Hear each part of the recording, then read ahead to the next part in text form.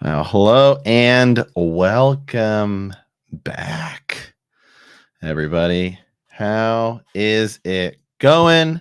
Episode 5, House of the Dragon, coming up here shortly. Gonna be doing a live watch party, getting everything set up. Then Jimmy will be joining us after the episode for our breakdown. Hope you guys can hear me okay. I had to maneuver quite a bit of my, stuff around. So is everything sounding okay? You guys can leave me a comment in the chat. Let me know. Otherwise, I'll just assume it is. But yeah, wow. Good to be back in the studio. It's been like 2 weeks, right? Congratulations. Sound good. Thank you guys so much. Yeah. Man, wow. What a wild 2 weeks. Had the wedding, episode 3. Tried to record as and I literally recorded something. We like stepped out for like 10 minutes, recorded something, then tried to record something as soon as I got to Hawaii. Went to Kauai, which is like, I don't know, it's like the older island. It's a little more rural, however you say that word. And couldn't do it. The Wi-Fi couldn't do it. So then tried my phone, only hopped in for a few minutes there, as did the sort of did the show last week. So yeah, back, gonna be getting it going here. We've got about 20 minutes until the show starts. So it's been a while since I've talked to you guys. What are you guys thinking so far? House of the Dragon. How would you rate it? I'm loving it. I think that every episode has been awesome. Every episode has been great. So down. 100% loving every single thing we are getting about it. Had COVID on my honeymoon. That was kind of sucked, but so if my voice sounds a little, scratchy, or I got to pause to cough, bear with me for a bit. Still just sort of finishing that up. And then I start my new schedule at work this week. So it's like my whole deal. I started this new job. It's been like a 3-month process, to be entirely honest. But now I have like 4 days off every week. So expect a ton more content coming. Sort of a revitalized Patreon. We're definitely going to be coming firing stuff over there, as well as been doing stuff on TikTok. So stay tuned certainly for all of that. What's going on, everybody? Got some people in here from Ohio. Each episode is better than the previous. That's how I feel. I feel like this show, God, is just so good. I'm so loving every episode. And this is our last episode with the younger actresses. And I think everyone, yeah, it's just so odd because everyone's now in love with these characters, and we're going to have the shift. I have no doubt that the older actresses, will be anything but excellent. It's just, it's going to be different. And of course, great way to kind of kick off your career a little bit for those 2 younger actresses. The younger actress for Allison, I actually just saw her in something. We were watching a movie when I was in Hawaii, and I'm like, hey, that's her. Maybe it was an episode of something. I will look her up. But nonetheless, it was super cool. So yeah, how cool to see if their mannerisms are taken over. Yeah, it's they said that they were specifically chosen because of how close they look, and they do look very similar. Oh yeah, that's right. She was in right. Yeah, that's right. She's in Wonder Woman. She plays like the younger Wonder Woman in the original movie. Actually, what I saw her in was they were showing the newer Tomb Raider movie, and she played the younger version of that. So other than that, she hasn't really been in a lot. I mean, she's a younger actress. This is the actress for Allison, Emily Carey. But yeah, it's gonna be cool. And again, they were chosen because of just how similar they look. Let me see if I can pull up some pictures here.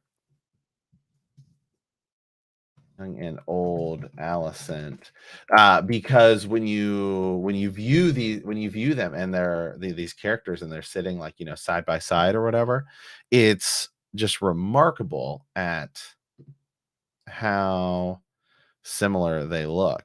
So let me do a window here.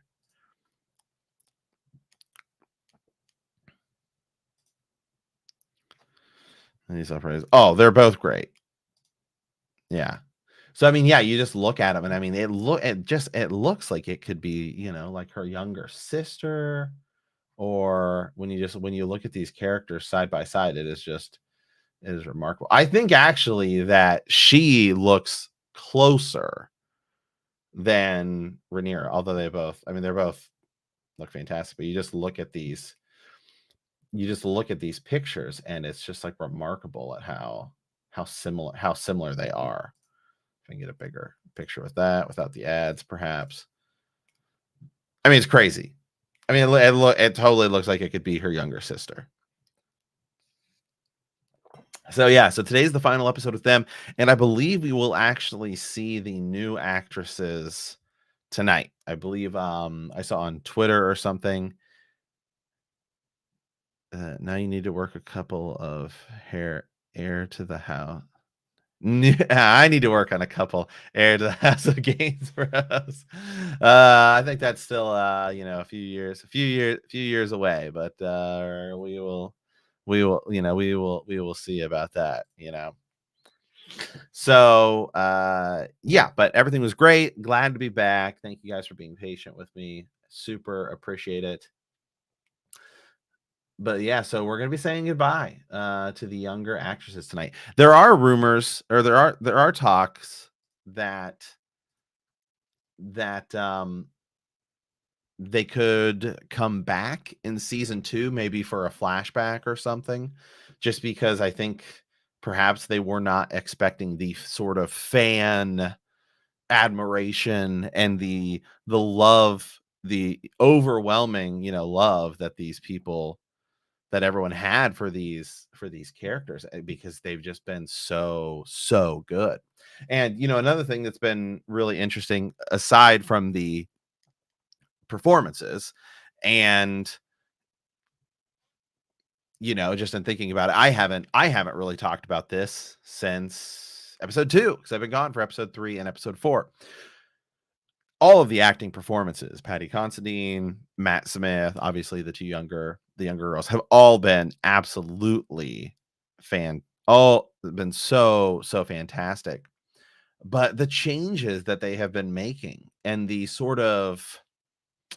play that they can do with sort of the outline. There's one actually that's going to be very interesting tonight. I don't want to spoil it, but there's been pictures and things like that, and Damon is going back to the Vale, and we're going to get to see his wife, the bronze bitch, as he calls her. So there's definitely something interesting. I don't want to say too much more about it, but the text just sort of says, well, this happens, but we don't know exactly what else goes on in that situation. And it could be similar to some other things we've seen, where if you read Fire and Blood, it's just sort of a broad outline. It's, hey, this happens, and so in episode 1, for example, all the text says was that Emma Aaron dies in childbirth. Well, we didn't know that Viserys, was there, and he had to make this decision, and it's tough and everything. And so I think that is one of the coolest things they have going for it, because it's this outline. It's still exciting for the book readers like myself, who know what's going to happen, because they can elaborate on it. And then, last week, with sort of, you, you know, some of the scenes, right, that we've seen. So like Air for a Day. Well, it was heard that was told, right? And even Fire and Blood and A World of Ice and Fire are told to us through 2 different points of view. You have Mushroom the Jester, and you have Archmaester Gildane is sort of recounting these things that happened. So they've kind of had some stuff in the show already feel like it's sort of up in the air even. We don't know exactly how it goes down, and we get to view it. So I think that that's something that's just really, really, really cool. Let me see here. Comment from Cassandra0913. Just sad they skipped Lena and Rhaenyra's friendship with the time jump. Yeah, and we missed out on that wedding, right? The wedding of Alicent and Viserys. This definitely feels like there's quite a bit of content that they have. They said, well, we filmed this, we can't use this, we can't use that. Apparently, there was a scene in episode 2 where we were going to get to see Lena with a dragon egg. That didn't happen, but I do believe today, obviously, we'll probably see her with a dragon. So let's see here. Some other comments. And the yeah, and the bronze bitch is actually kind of pretty. All the pictures we've been seeing so far, sign me up. I mean, didn't they say that she preferred women? Yes, there's definitely a lot of reasons as to why. It's sort of still alluded. And again, that's one of those other things where you're taking it from multiple different accounts.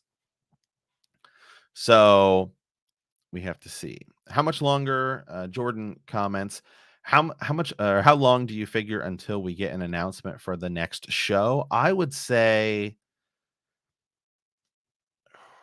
it depends on, I guess, what the next show is. They've already House of the Dragon season 2 is being written.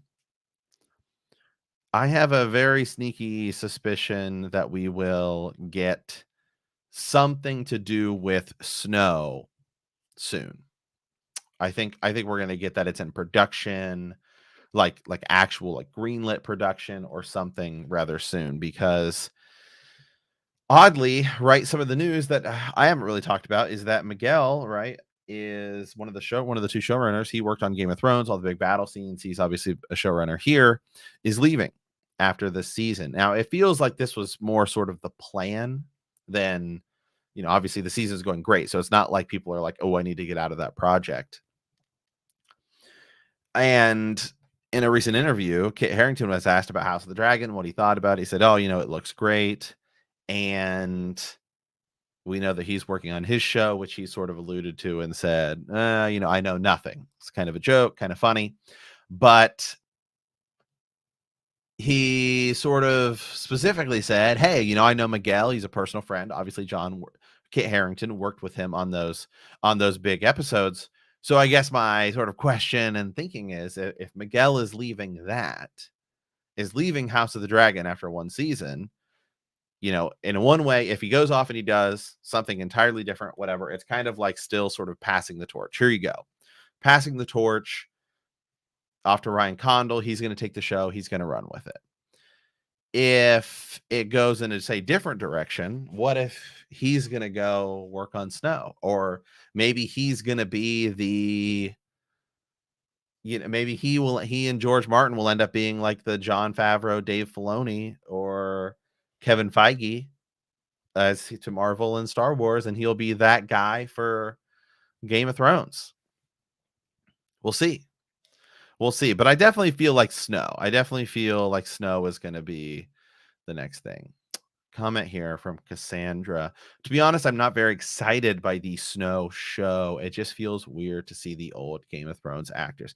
Yeah, it's of all of the shows announced or, rumored, speculated, whatever, it is by far the most interesting just because it's post Game of Thrones. Everything else is like, okay, if we get Dunk and Egg, you can pull right from the 3 stories we already have. Plus, we know some of the other things that happens with them. You're going to do a Corlys Valerian show. Okay, there's text. We know what can go off of that. The Snow show is by far the most interesting because we have no idea what's going to happen, right? We have no idea where it could go, what it could be. There's some stories that they didn't explore in Game of Thrones that you could now explore in this Snow show. There's characters you could bring back. Who knows what that one's going to be? And so to me, that's the most interesting. And I just, Kit Harington as Jon Snow is like perfect. So if we just go forward with that, I'm down. Now, if they said maybe like, oh, it's going to be any other character, I don't know that I'd be as interested, right? If it were like a brand show, would anybody actually be interested? We'll see. Let's take some more comments here. I do want Snow. I feel like they underutilize Kit and Jon Snow's story so much. I need more closure for him. Yeah, it's definitely an opportunity to do so and to see where it goes. Philip says Snow seems destined to disappoint people because we, have conflicting expectations for it. Stay Behind the Wall, Game of Thrones, season 9. Yeah, you're gonna have to come in and define almost immediately, hey, this is what this show is, this is what it's going to be about, and this is why you should care.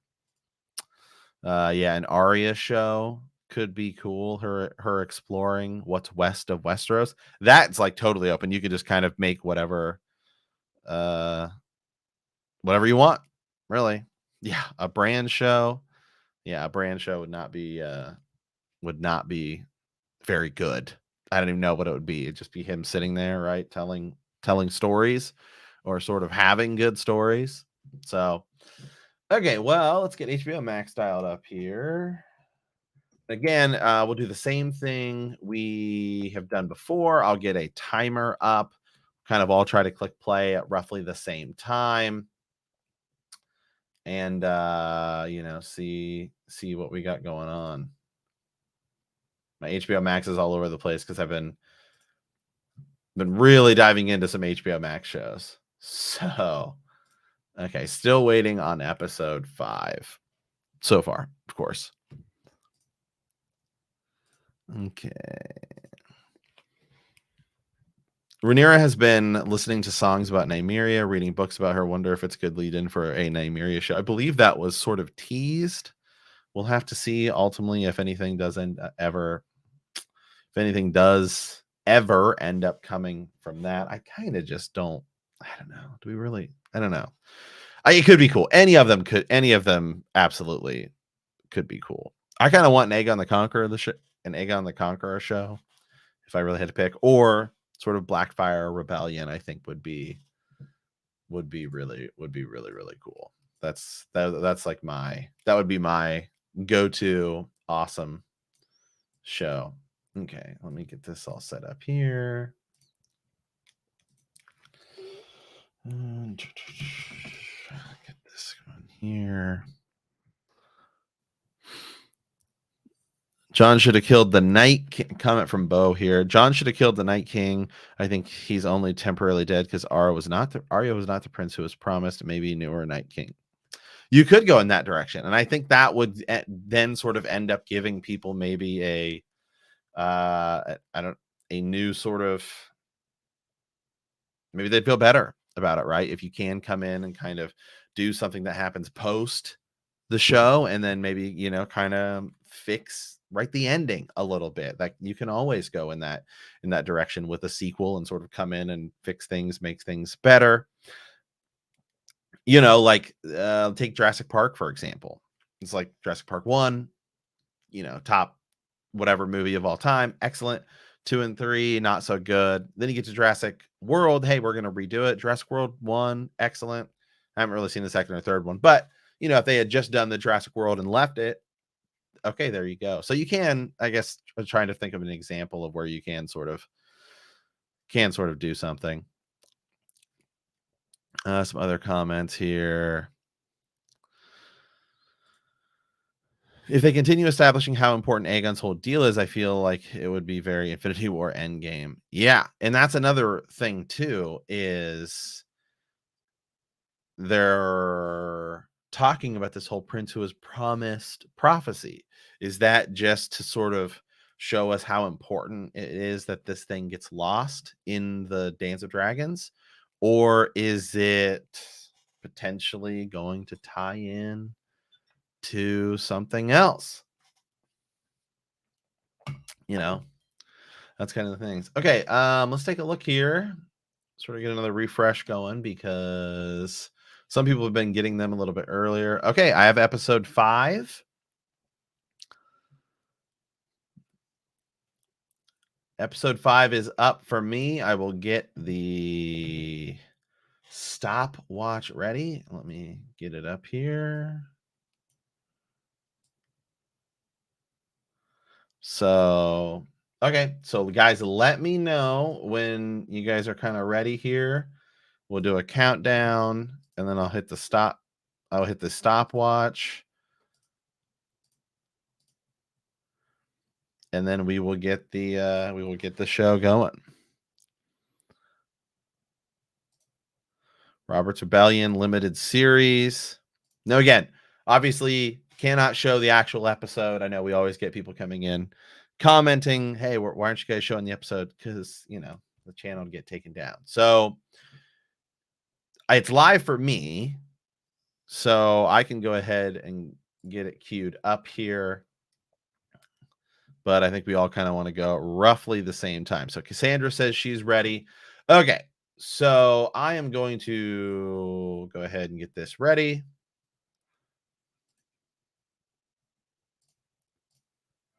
Okay. So 3, 2, 1, go.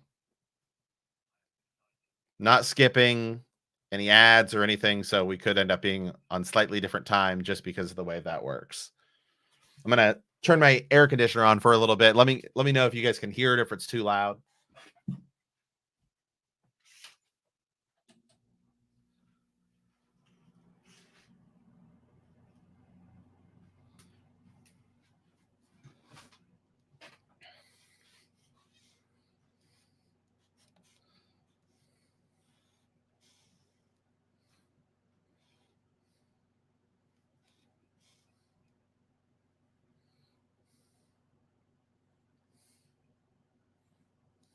Yeah, and I didn't get to share any thoughts on any of this stuff.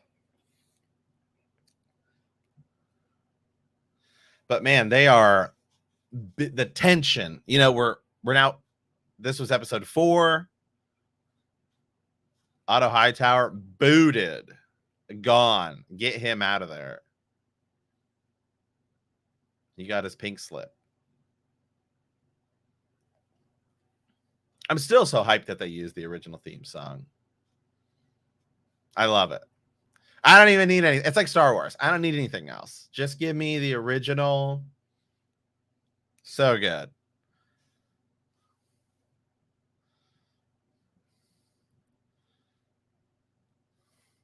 Yeah. What do you guys think about Viserys? How jacked up do you think he's getting? More and more sort of injured and sick each episode, each week. What do you think he's going to look like this week?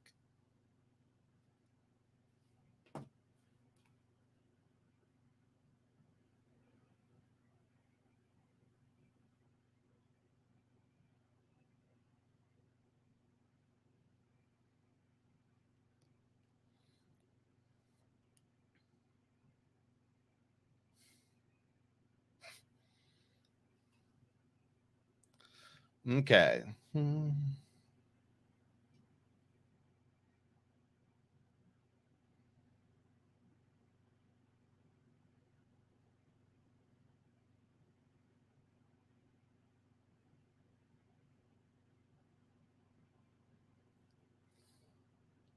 Viserys dying this or next episode? I think so too. I do not think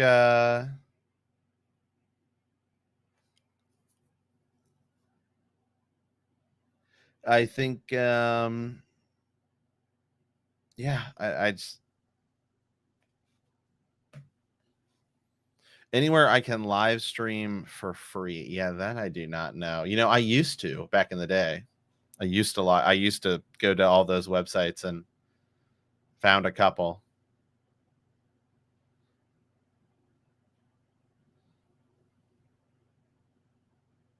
There we go.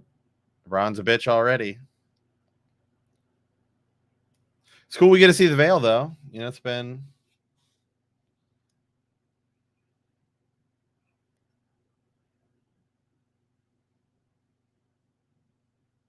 Team Green.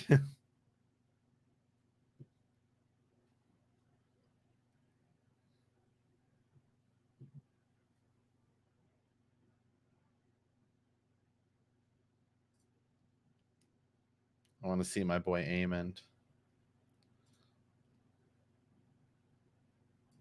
Yes, episode is live. We're roughly about 3 minutes in. Uh-oh, here we go.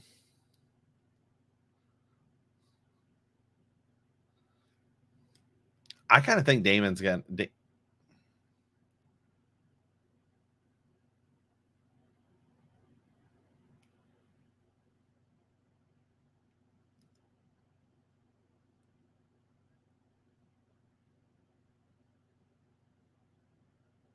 Oh, they haven't even consummated it.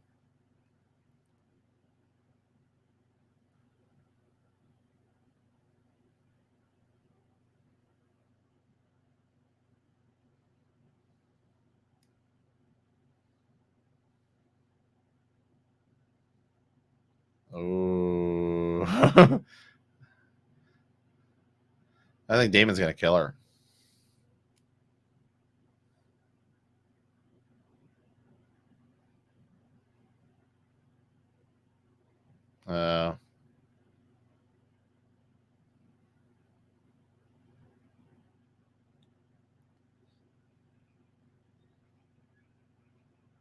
Yep.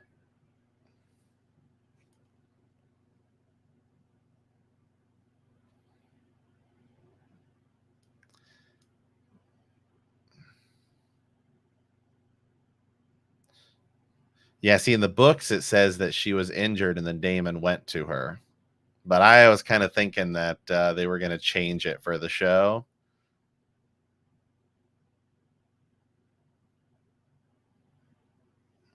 Yeah.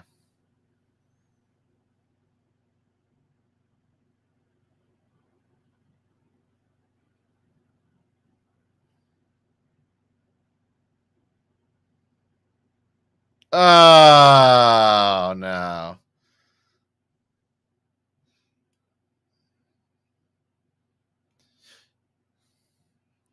So brutal. Yeah, we can't actually show the episode. We're just all watching at the same time. The time stamp is... So we're all just hanging out watching the episode. Ugh.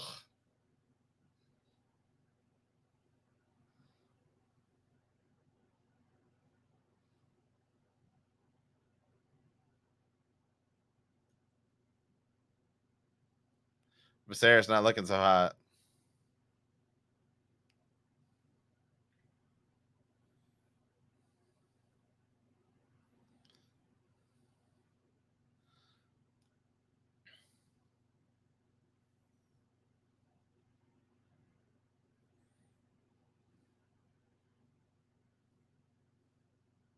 Yeah, it's sad. This is the last time we see the younger actresses.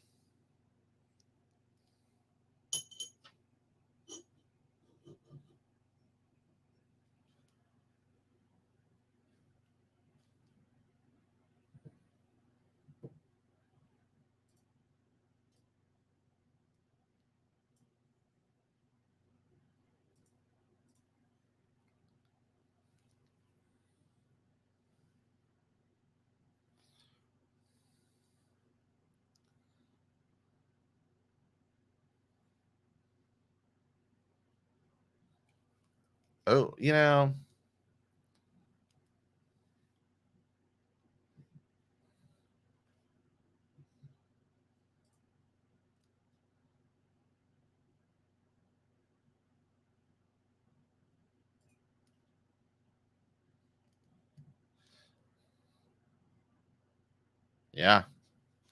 They're doing a really good job of making Alicent like likable.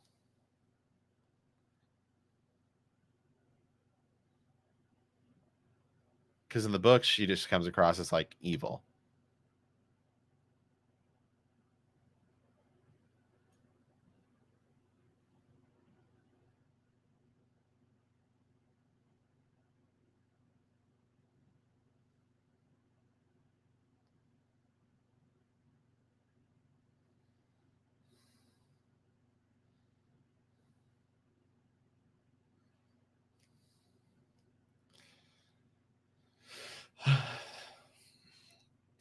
And they're doing a good job of making Otto seem like he's actually doing this for the realm. as opposed to his own reasons.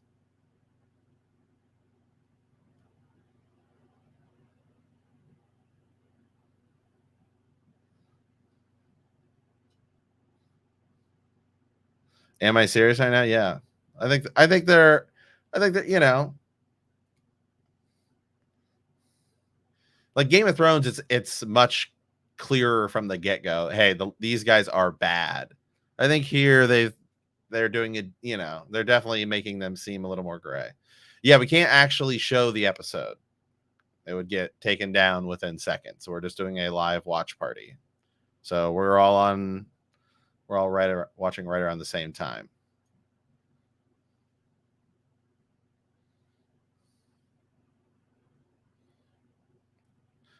And then we'll be doing a review after the episode.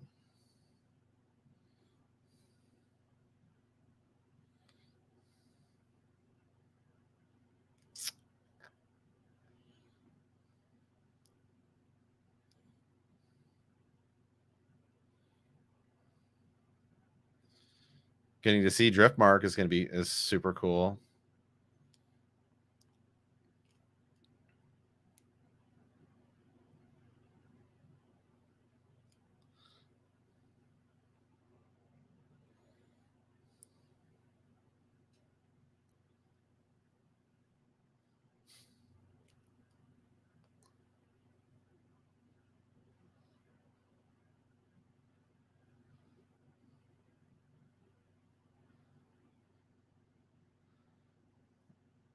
Yep, I've got the newer.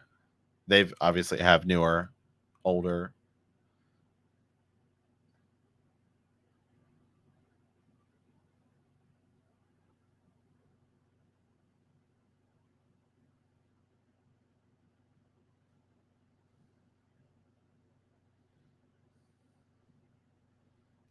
Viserys, like, God, I want nothing. I want Viserys. It's so obvious. Viserys wants nothing to do with this.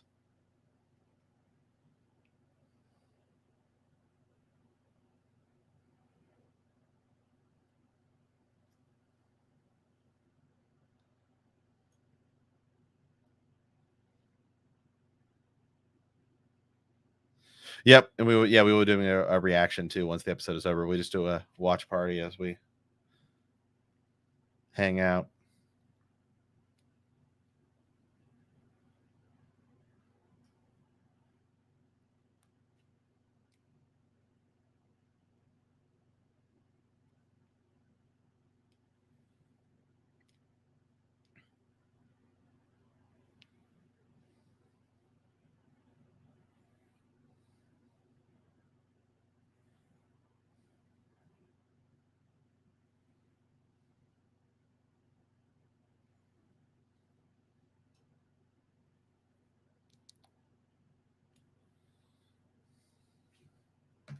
This clubfoot dude.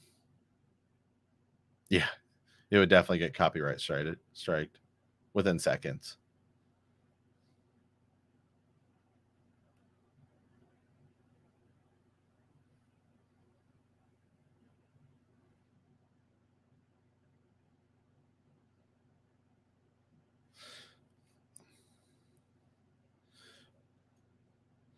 I think this is going to be the episode where we start to see Alicent beginning to make her own moves rather than the moves sort of her father tells her to do.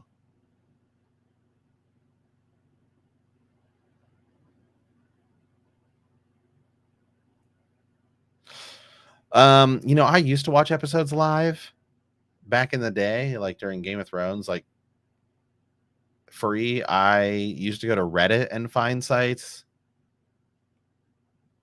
and I definitely was able to find some free sites over there, to be honest.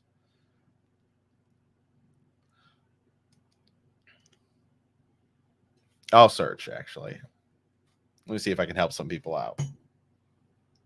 Can't promise the stream quality is going to be good, but I will search.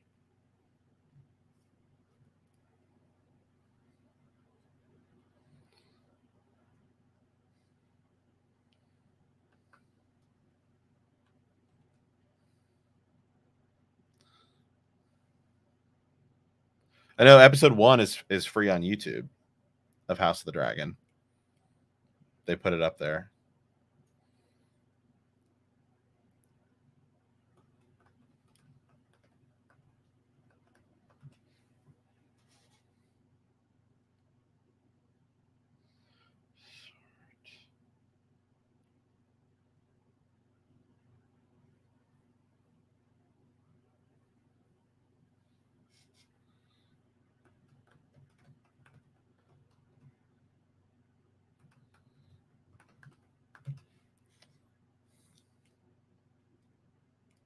The driftwood chair looks sweet. The driftmark, and we saw this in the trailers. This whole set, I think, looks really cool, just because it looks unique and different compared to everything else.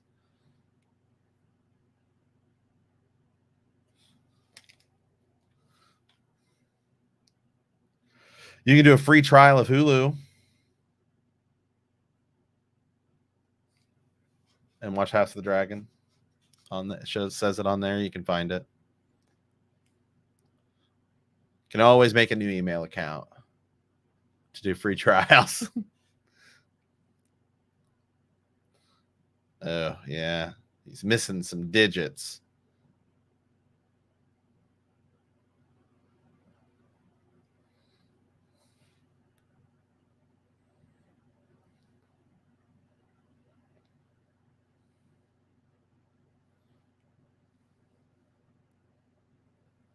Is it?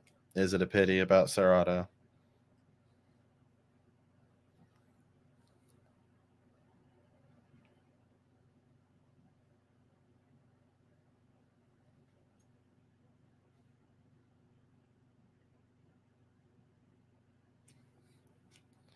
Oh.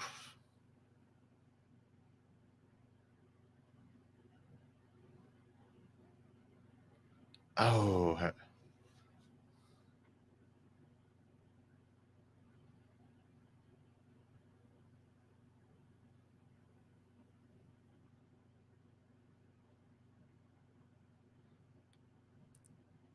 Her neck crushed.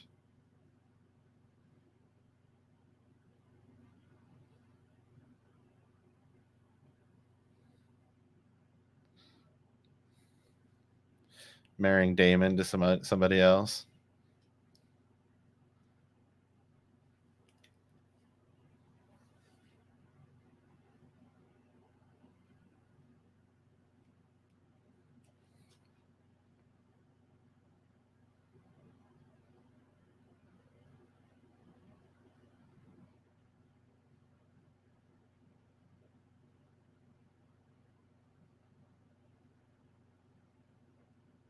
Mm-hmm.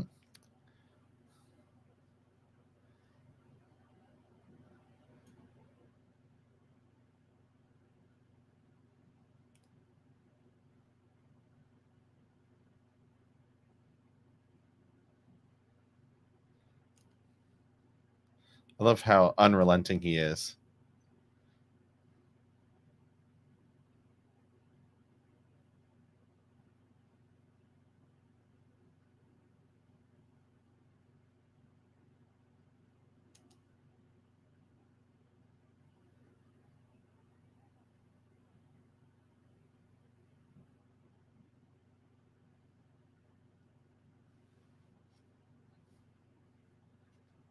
Mm-hmm.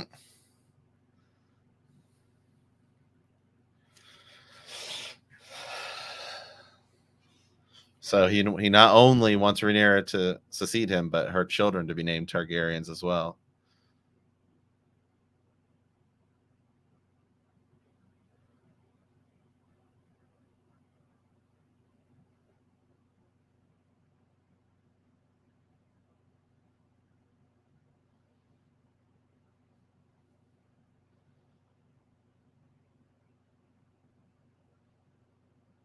Okay, that could work.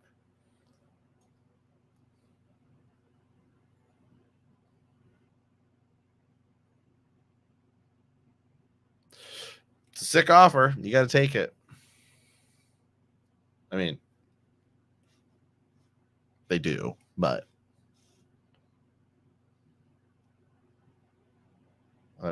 heck, what a compromise. I'd be chomping at the bit to take that deal.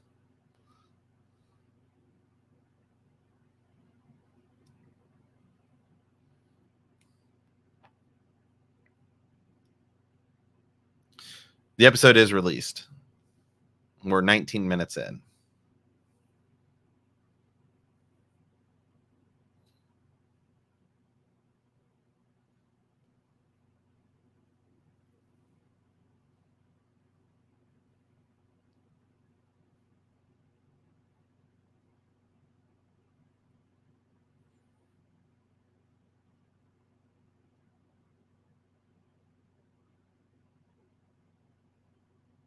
She knows he's.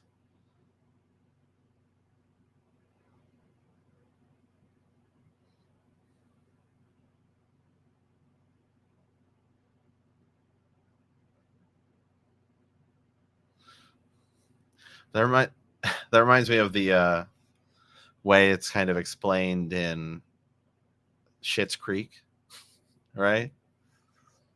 He's like, well, some people like Merlot, some people like this. Basically the same thing.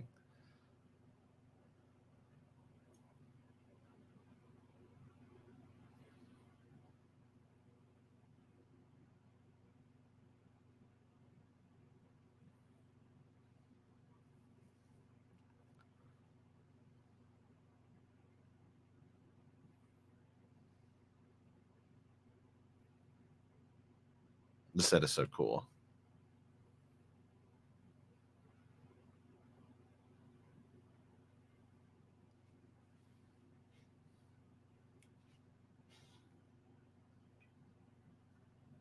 Also, their relationship is so cool.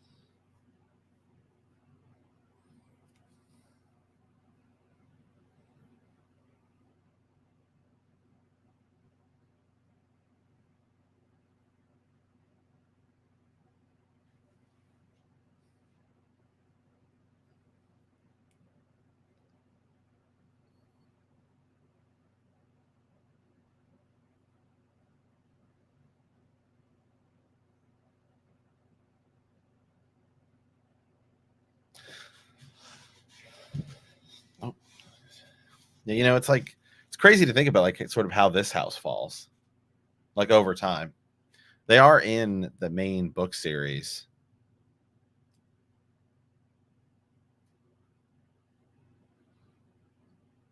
But I can't even remember exactly what they're doing. I think they're just mentioned a few times.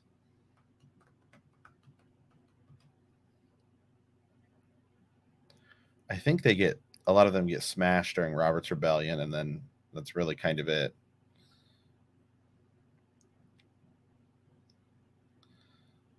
Yeah, Robert basically kicks them to the curb.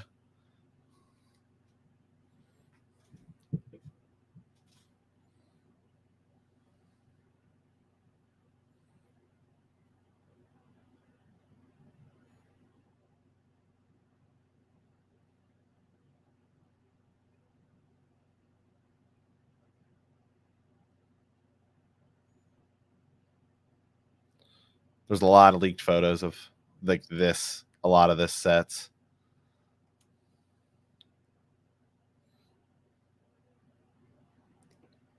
Well then.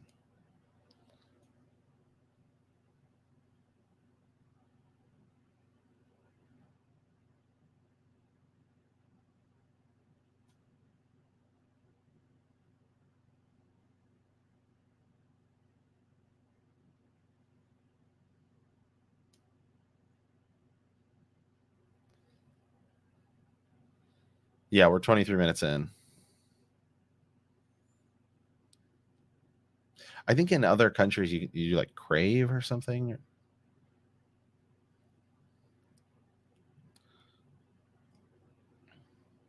Oh, it's gonna be a cool shot. And here comes old Crispin Cole.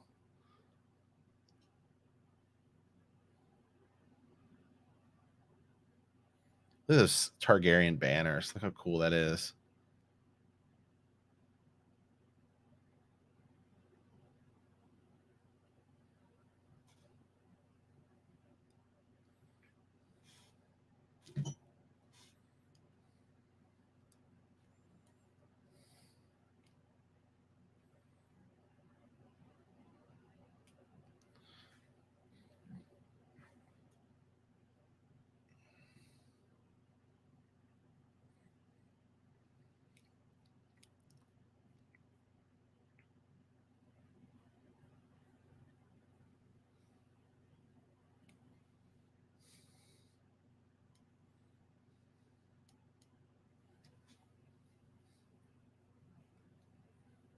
I feel like their relationship is already much more sort of fleshed out than it is in the books.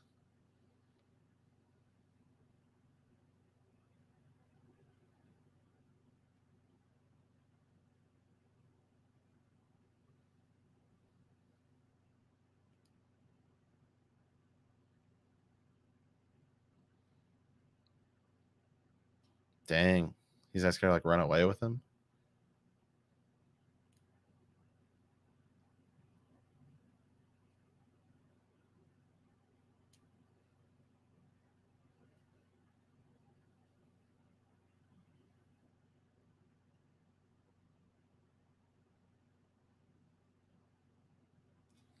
Oh. He's gonna get like spurned away.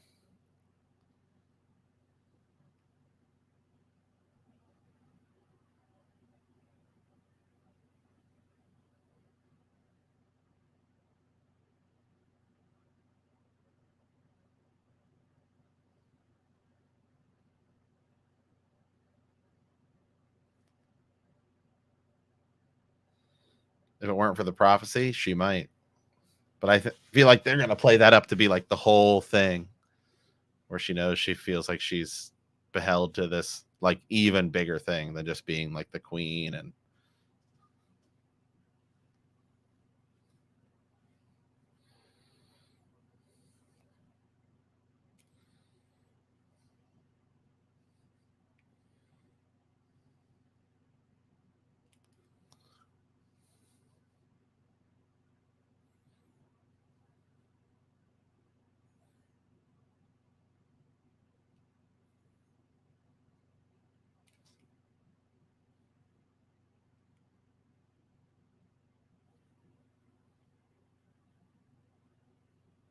oh,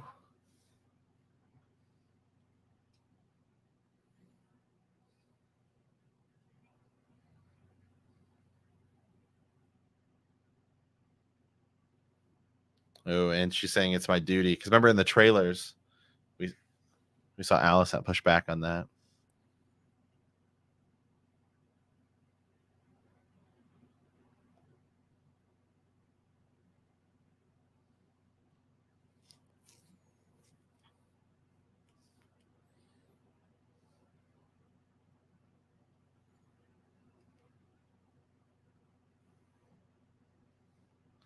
He's like, so great. So I have to just be your like F buddy. Yeah.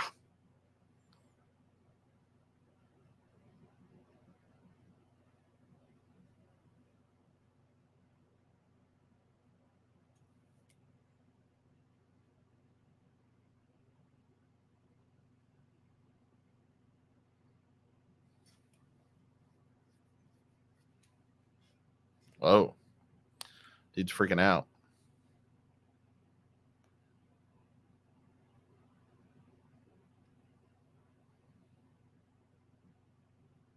Technically, the vows say he's not allowed to father any children.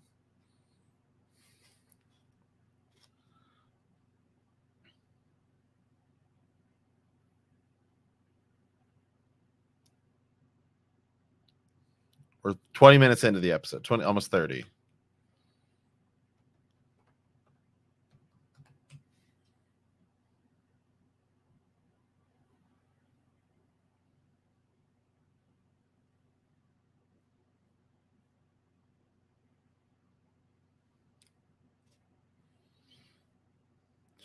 Yeah. The Knights of the Kingsguard are forbidden to marry and father children. Says nothing about relations.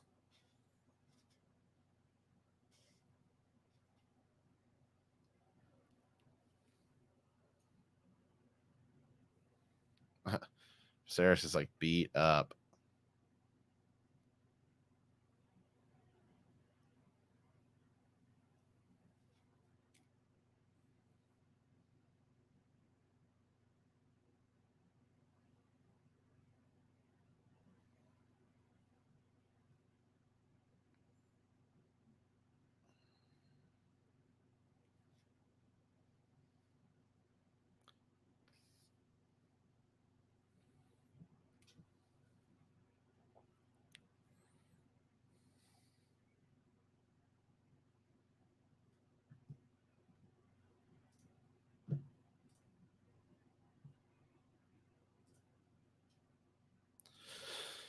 If you guys post spoilers in the chat, I'll just block you. So would ask that you not do that.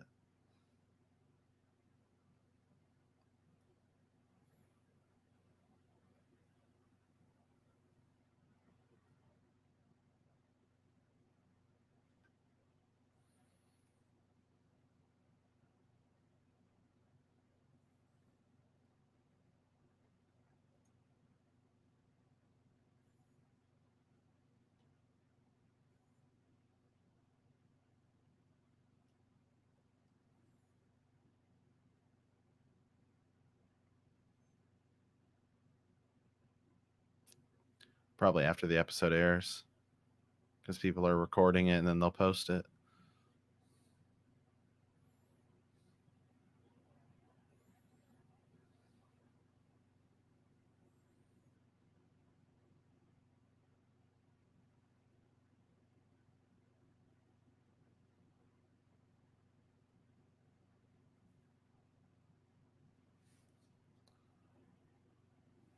So probably in about half an hour.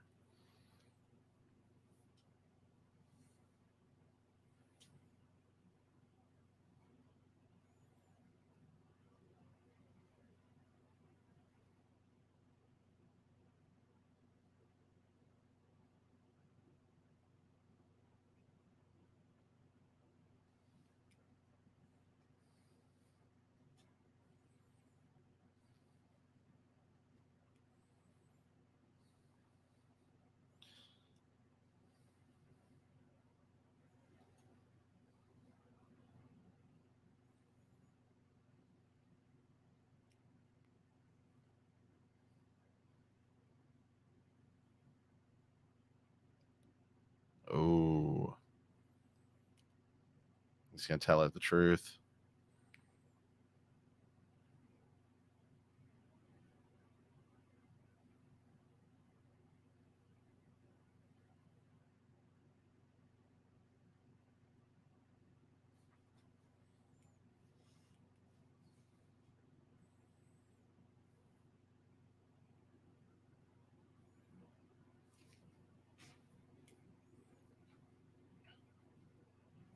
Is Allison just that naive at this point where she really just believes the best in everyone? It might be.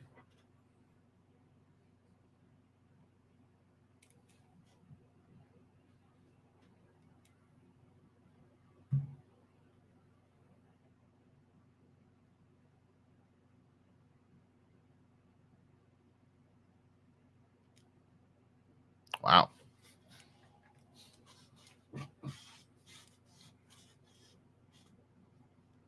Yeah, I don't know what the is if there is a punishment for breaking your Kingsguard vows. Although technically, I still don't think he actually broke them because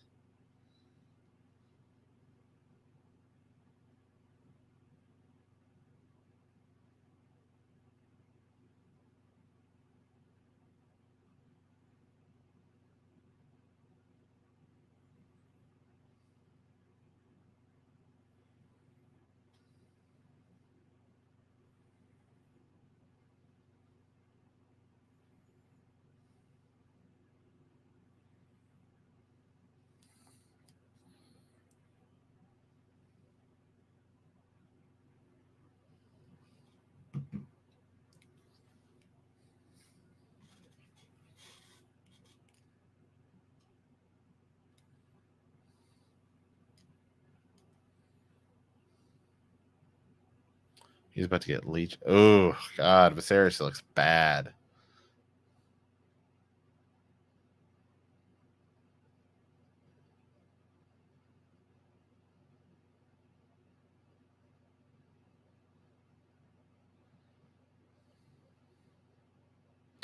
God, that's what happened to freaking William Henry Harrison, President of the United States. He got like pneumonia, died after 30 days. They're just like throwing leeches on him because they're like, well, hopefully that'll work.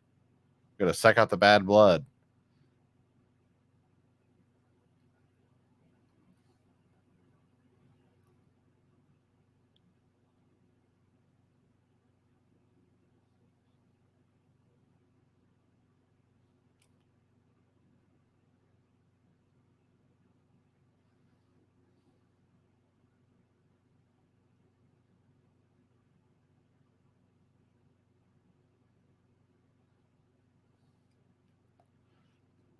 It's like, how do you rate Viserys as a king? I mean, he's not like, crazy like the Mad King or Maegor or... Oh, here we go. Now he's going to ask about it.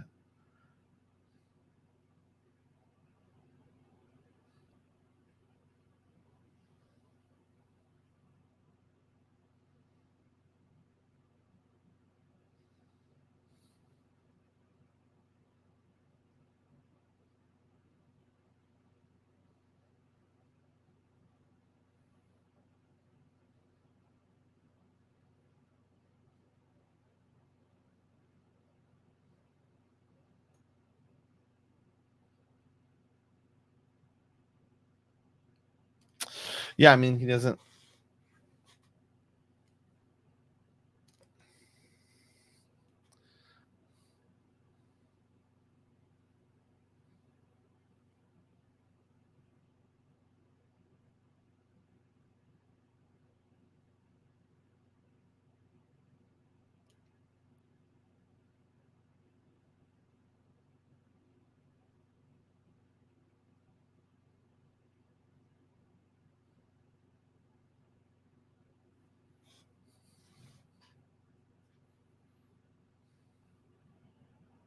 Regardless, he's a great... His acting is so good.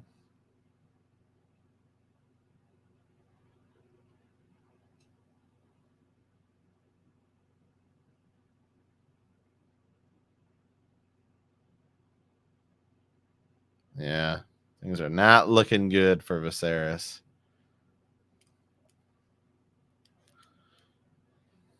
Let's go.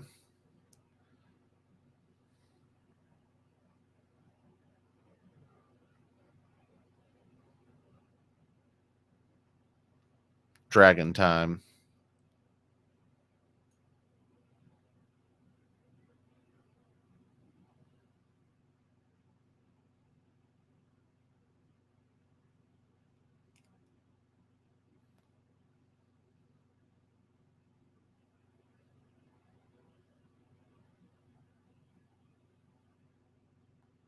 There we go.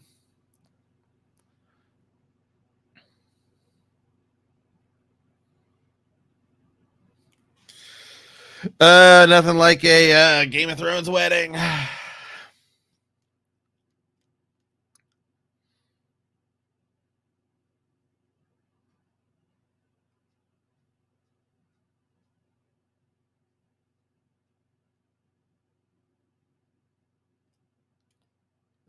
Rhaenyra wants nothing to do with this.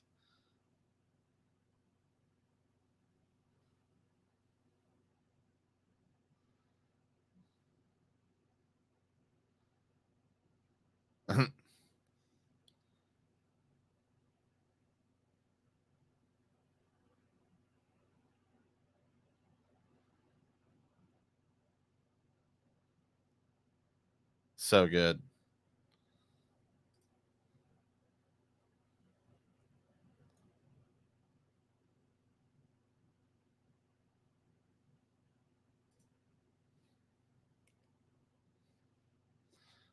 Uh-oh. I don't think Rhaenyra liked that. I like how they're just going to make the Lannisters seem, like idiots in this show. Oh.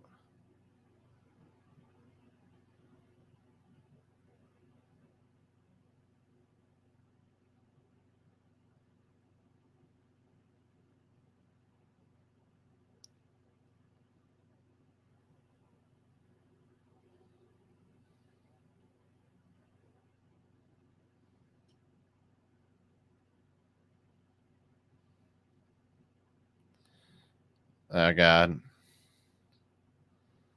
This is Damon.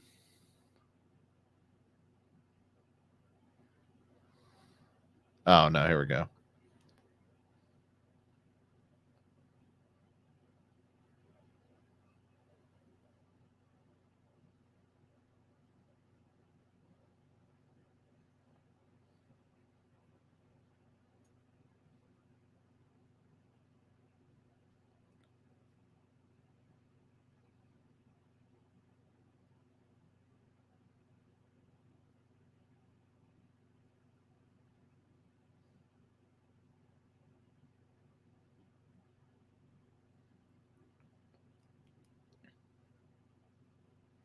It looks so cool because they've done up the throne room. You almost have to like take a second to be like, oh yeah, that's the throne room they're in.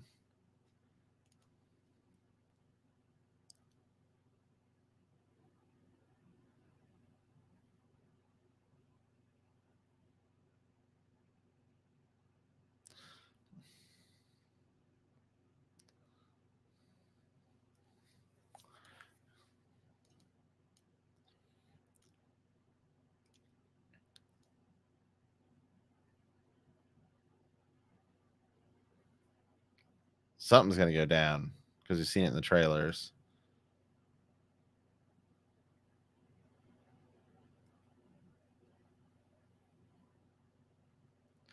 Yeah, I believe this is the last episode for the young ones.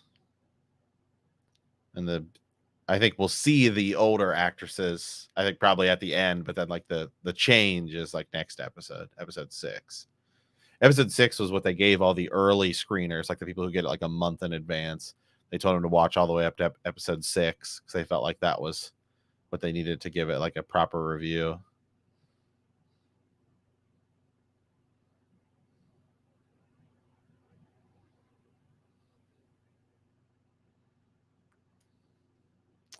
And Damon's getting a seat, but they do not look happy.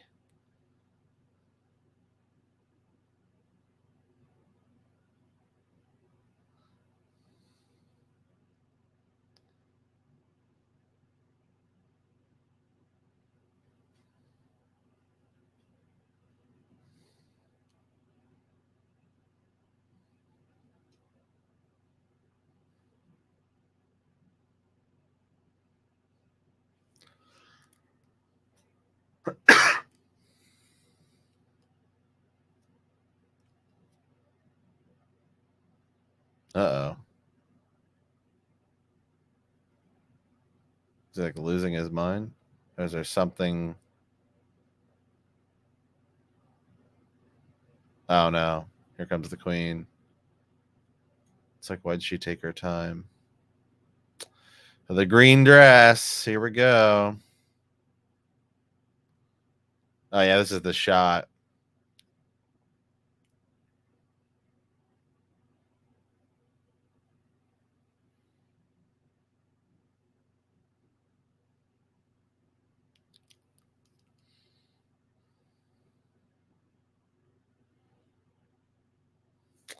Yeah. Things are this is sort of the Alicent power walk in right when she's her sort of like her Game of Thrones is just beginning.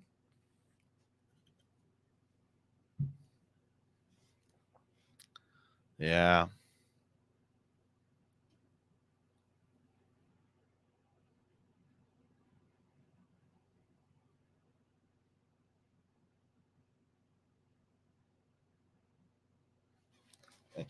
And she called her stepdaughter. Oh.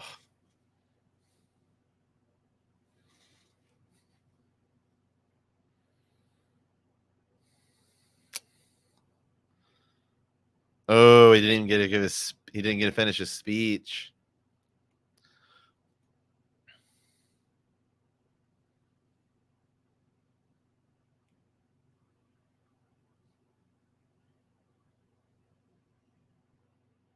You see, he's getting like a little more bald up there.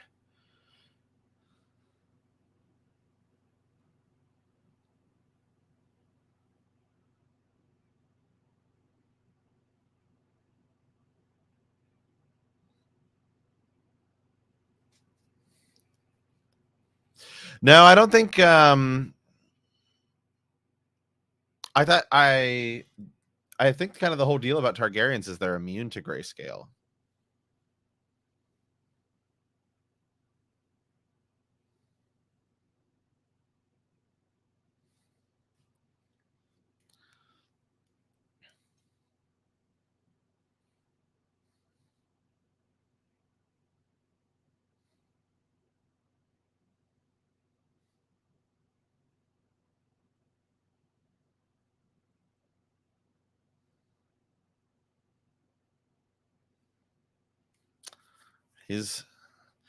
Damon knows something's up. His look seems more like he's realizing there's things that moving.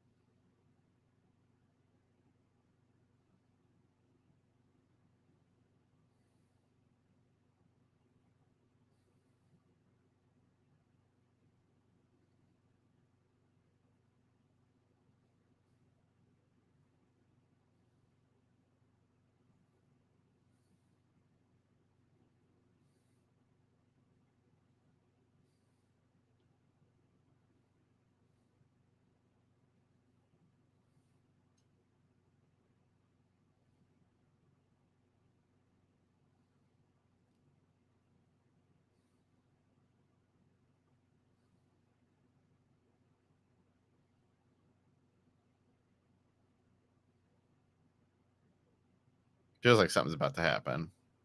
But I think in Fire and Blood, I don't know that we know.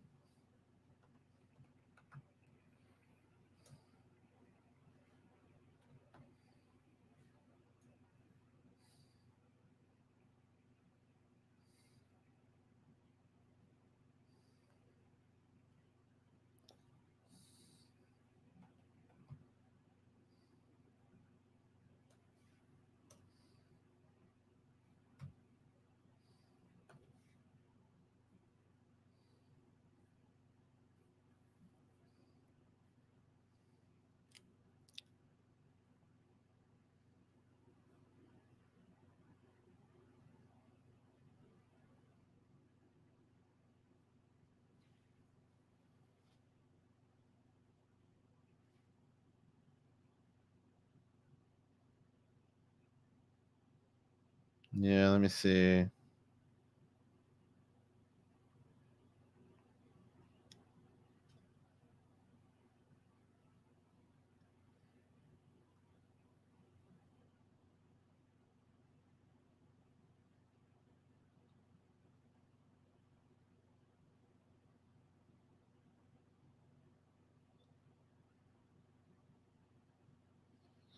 Yeah, that's right.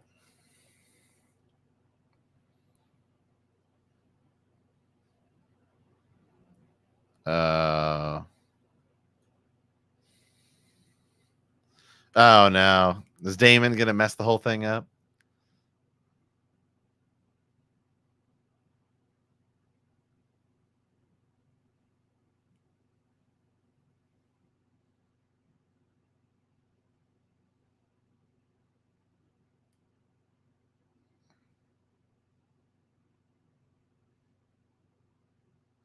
Oh my God, Matt Smith's so good.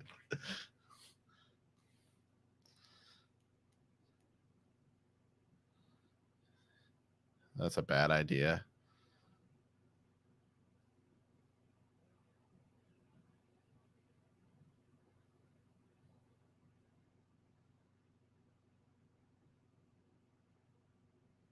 Oh God.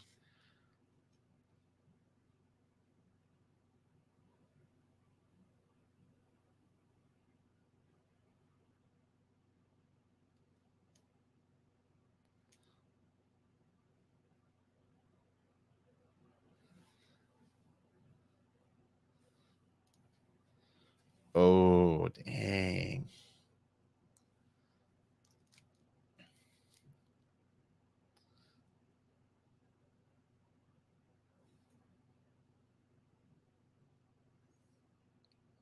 Look at Harmon Strong. He's like, Viserys is like,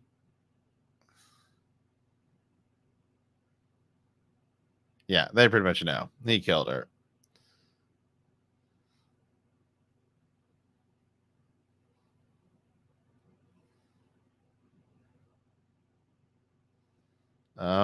Lena and Damon locking eyes.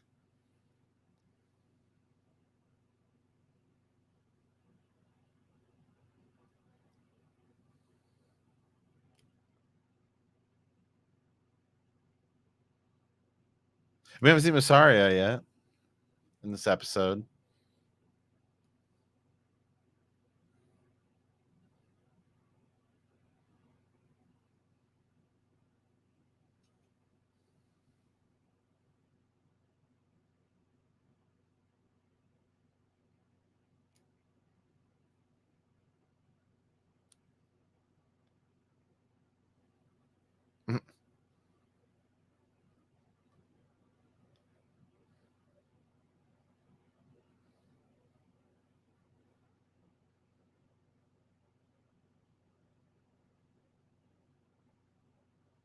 Uh,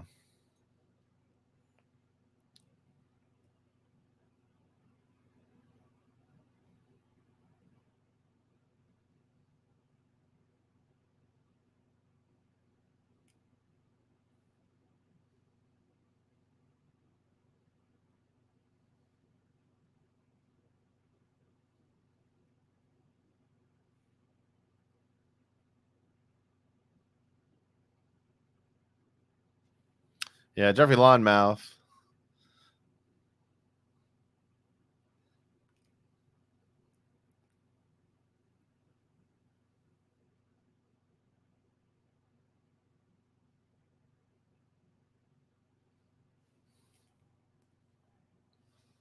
They're building the tension. They're like, you know how you guys feel about Game of Thrones weddings.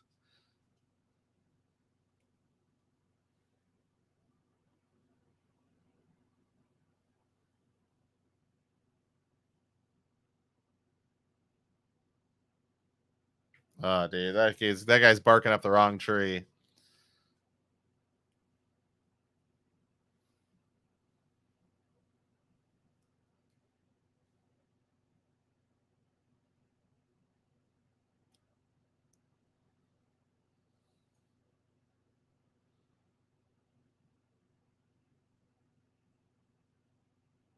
That dude is making a big mistake.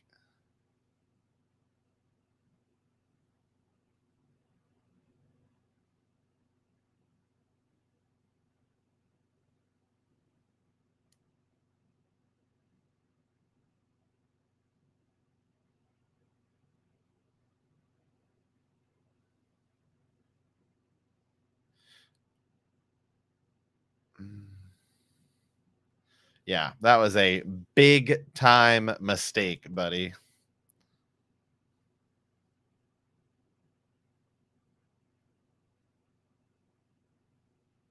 that mushroom?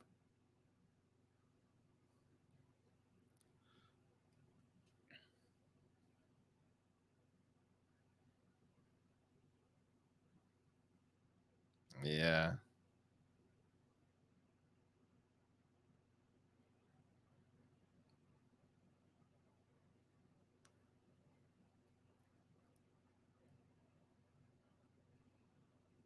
Mhm.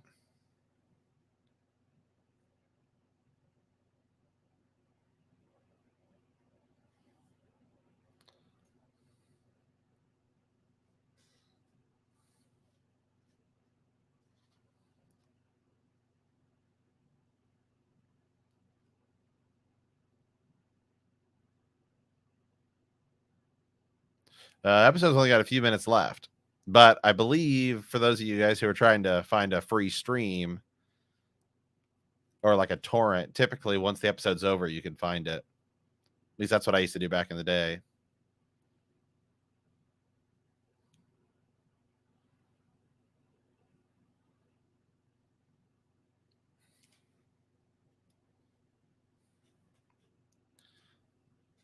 But it's a lot easier to just keep making new accounts to do like. Oh no, he's not gonna kiss her in front of everyone, is he?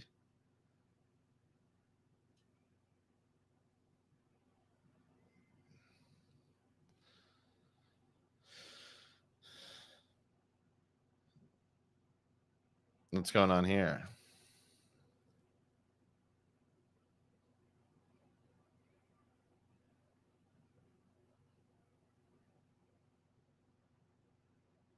Uh-oh.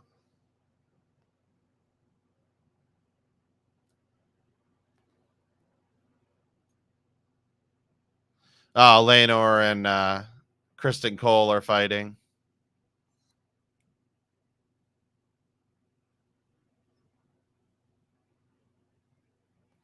Oh no, he's fighting. What's his name? See, in Fire and Blood, it's at a tournament that it happens.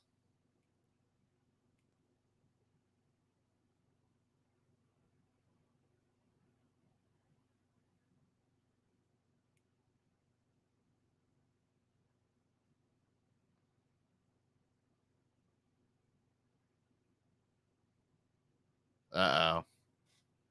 Uh-oh.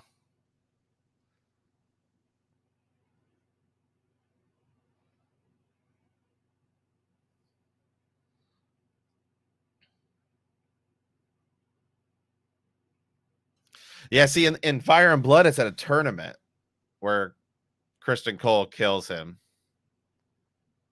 So to have it here in front of everyone, ugh, that was a bit much. That's definitely a different take on the situation. But to have it here, see, in Fire and Blood, it's at a tournament. So if it happens in a tournament, that's like, okay, whatever. At least that's what it says.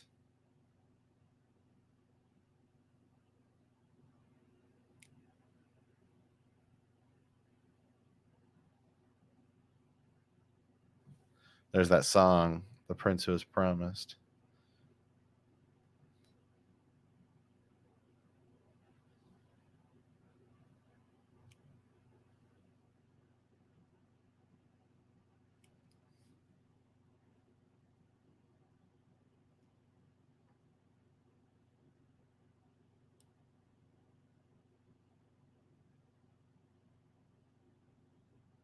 Well, I guess in Fire and Blood it says Sir Joffrey Lonmouth was mortally wounded by Sir Kristen Cole during the wedding tourney. Well, it's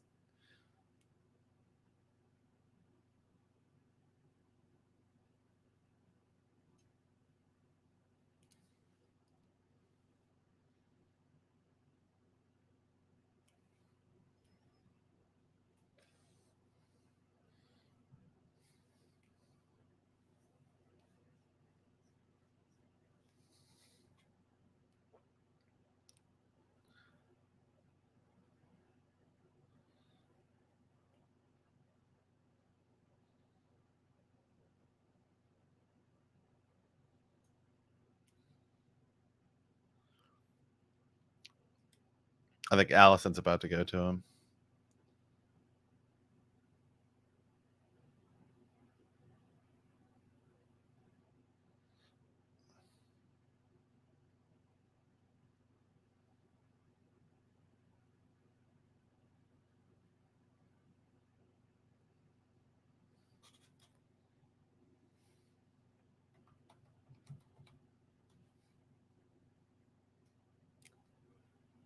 Yep.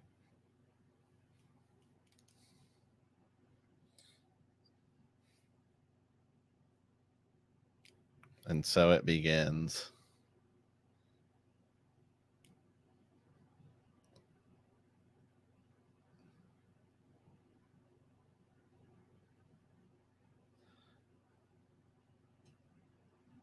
Ugh.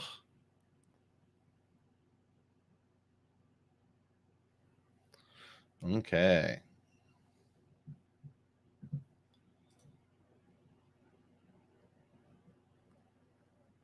Let's skip to go get the let me skip to go get the thing, and then Jimmy will pop in, and then we will wow, get our reviews going. I'm just gonna watch the next week real quick.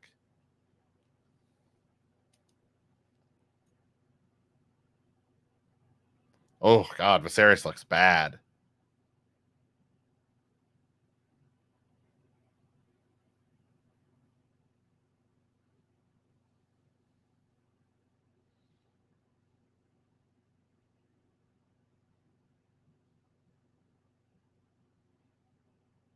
Oh God. Aegon the Third looks like little baby dragons.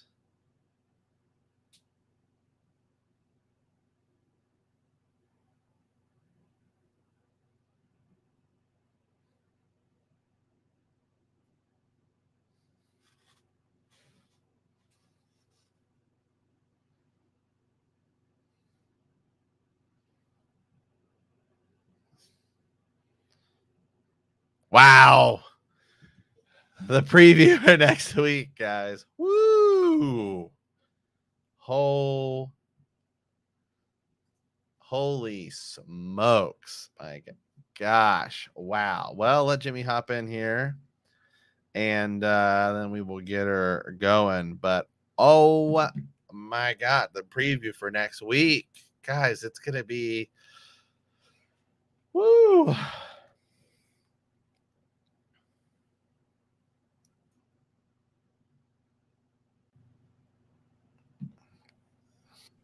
I mean, let me just go ahead and hit the intro here, and we'll get the podcast started. Hello and welcome to Bend the Knee, a Song of Ice and Fire podcast. I am Sir Matt, the Bud Knight. and I am Sir Jimmy of House Nuts. And did we just wrap up a mid-season climax or what? Whoa, my friend. Yeah, wow.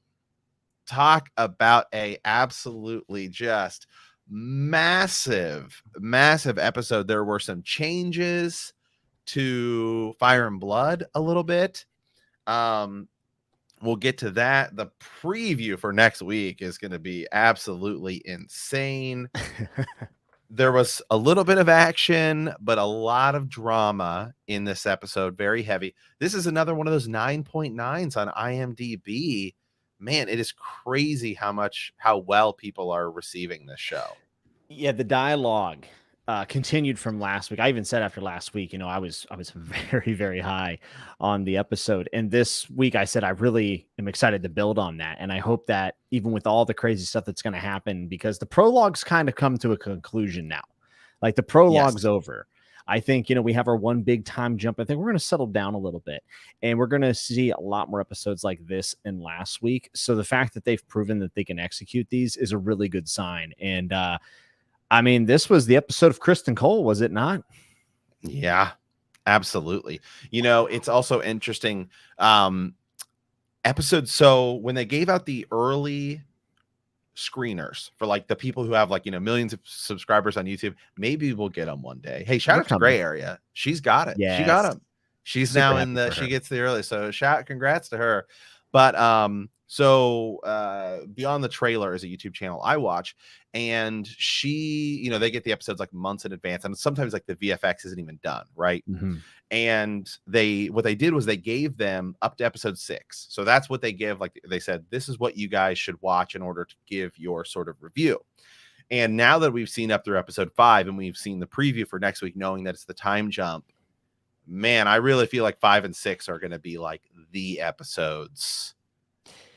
The episodes to where whatever's coming, because we still have 10, like episode 8 and 9. Remember, 9 was always like the episode of Game of Thrones that was like, that's where Ned Stark dies, right? Yeah. Woo! I feel like man, some big stuff is coming, and now to sort of see that and to see like that was the decision that HBO felt, hey, this is what we want to give it. Now I feel like I'm really seeing that, where it's like, yeah, 5 and 6 are the ones where it's like, that's what you, by the time you finish 6, like you're like hooked.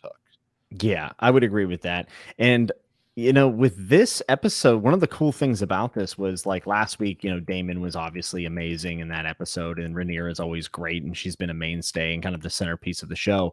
But I feel like we got to see a lot more from Kristen and some of the other actors. Like even Jason Lannister's little shithead moment was fantastic, I thought. Just, he takes a dig as soon as he walks up. There was no better man for me than Laenor. And then he gets back, this is why, women would be late to the battle or whatever he said. I feel like they're doing such a good job just initially of being like, all right, you can hate on the Lannisters in this show.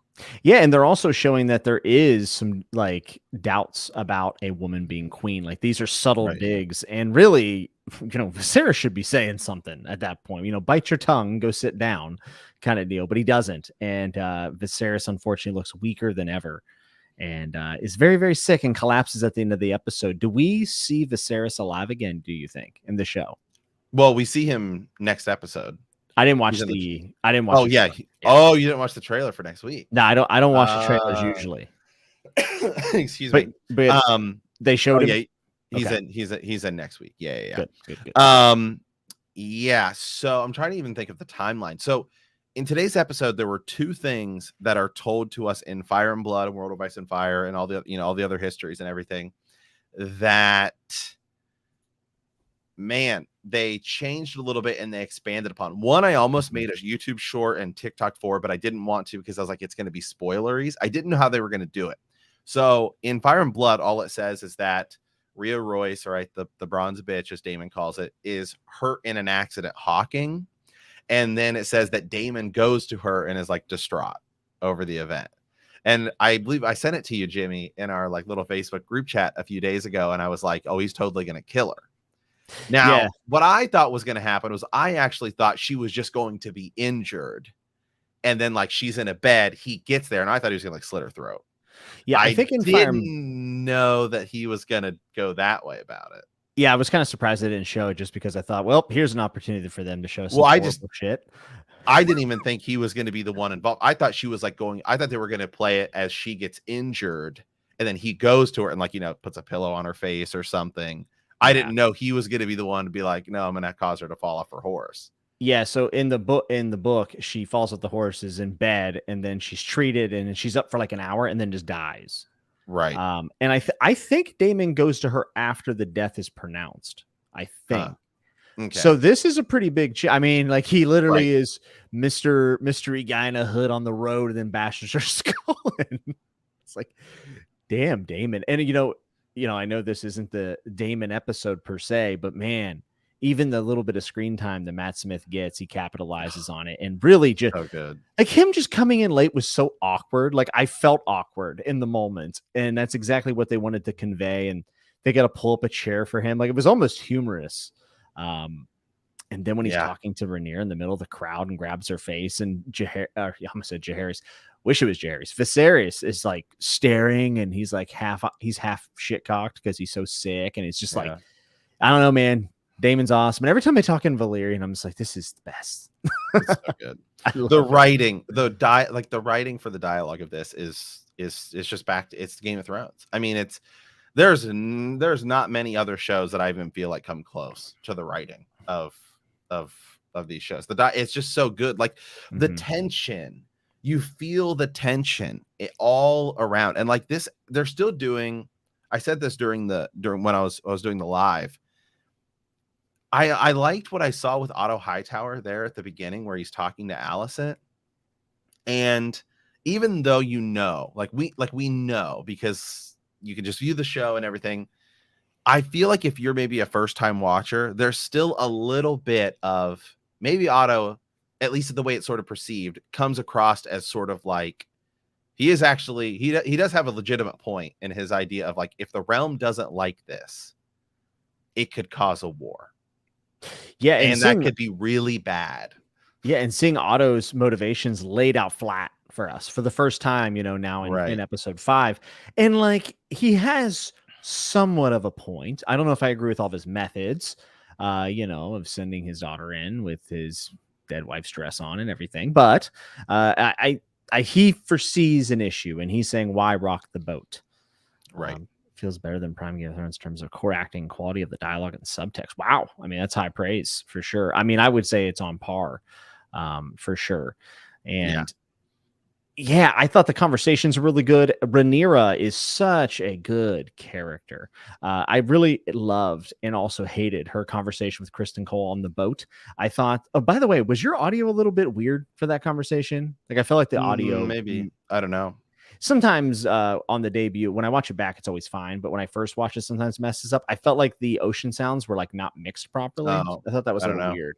But I watch it on my computer with headphones, so fair. you know, sometimes going through TVs, and who knows. That's fair. I thought that conversation was so ice cold though. Like when she says, "I am the crown."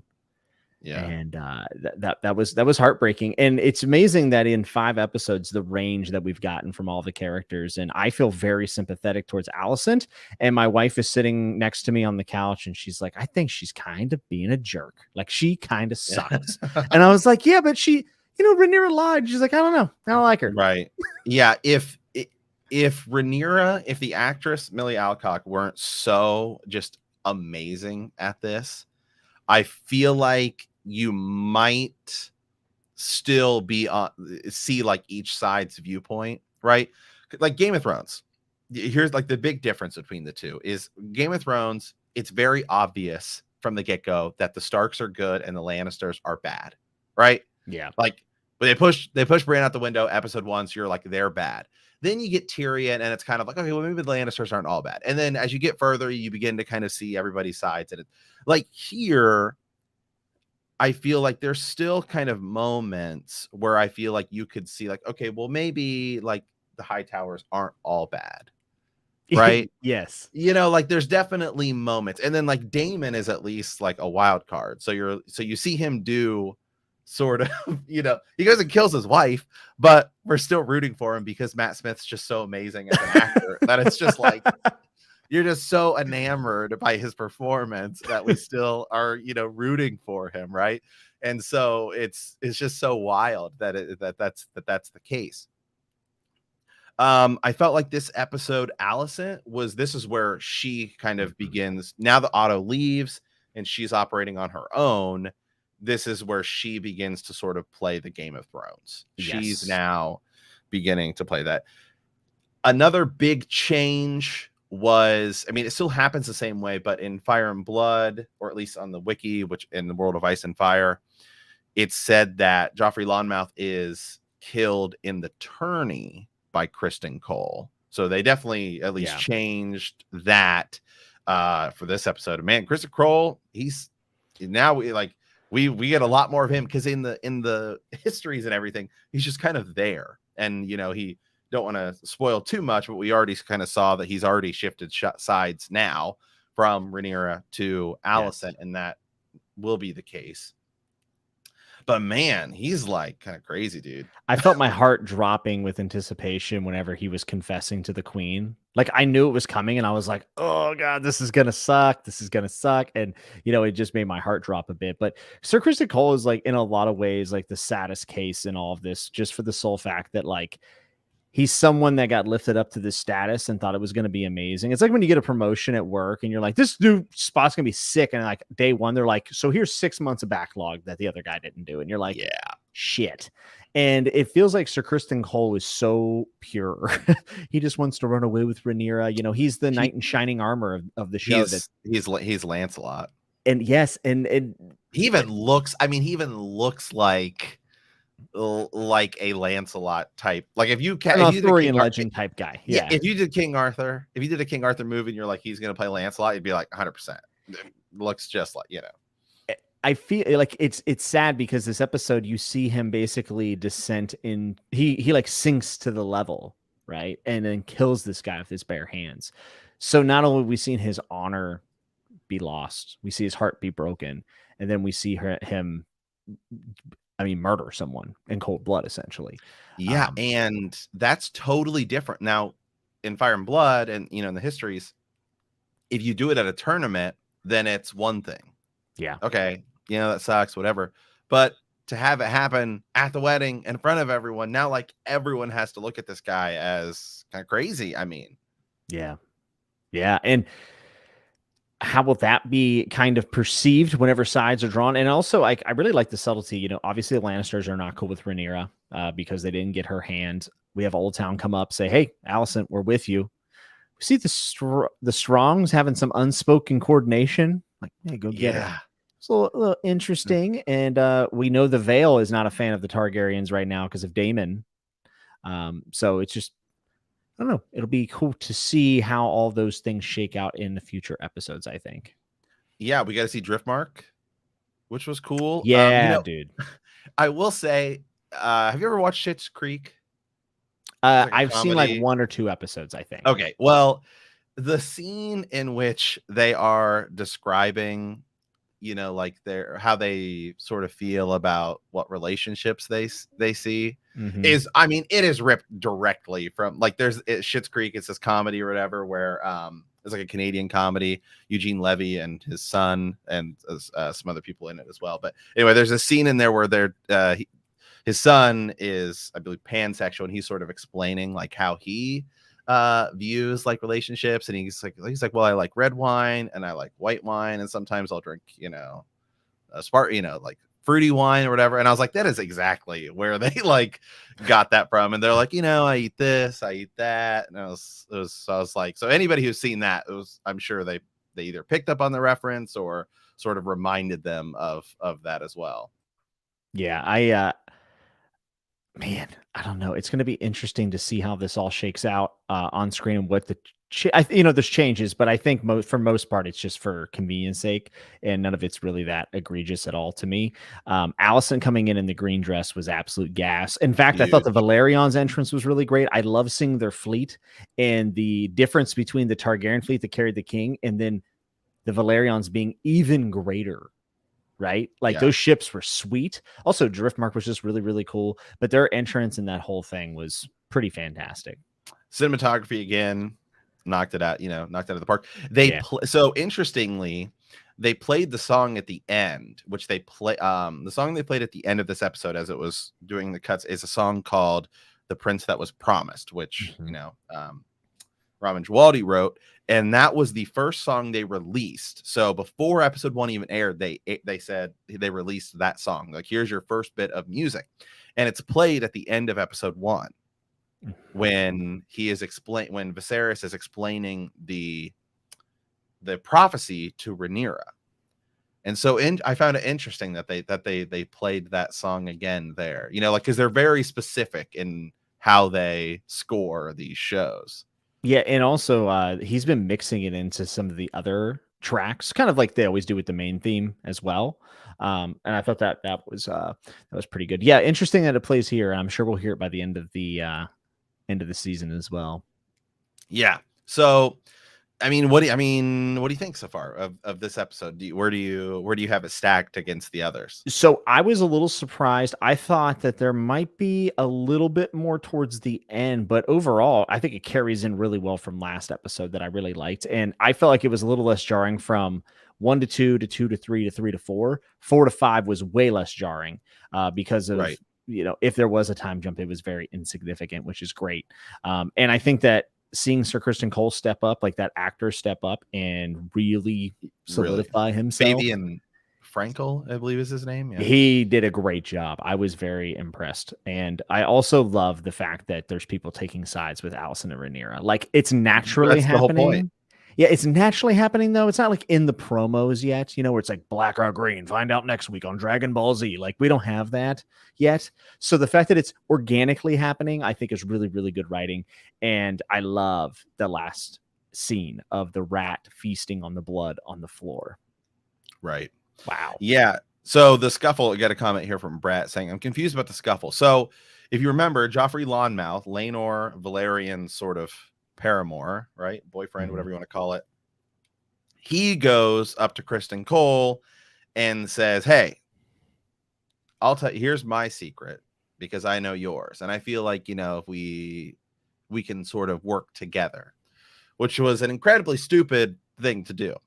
because Kristen Cole's not about that. Not at And all. so that's what obviously caused the fight, and then Kristen Cole kills him. So knowledge, is power, but at the same time, as Cersei said, if you remember that scene in Game of Thrones, power is power as well. Well, also, I feel like think, that's exactly what happened there. yeah, and Kristen Cole clearly is on edge, right?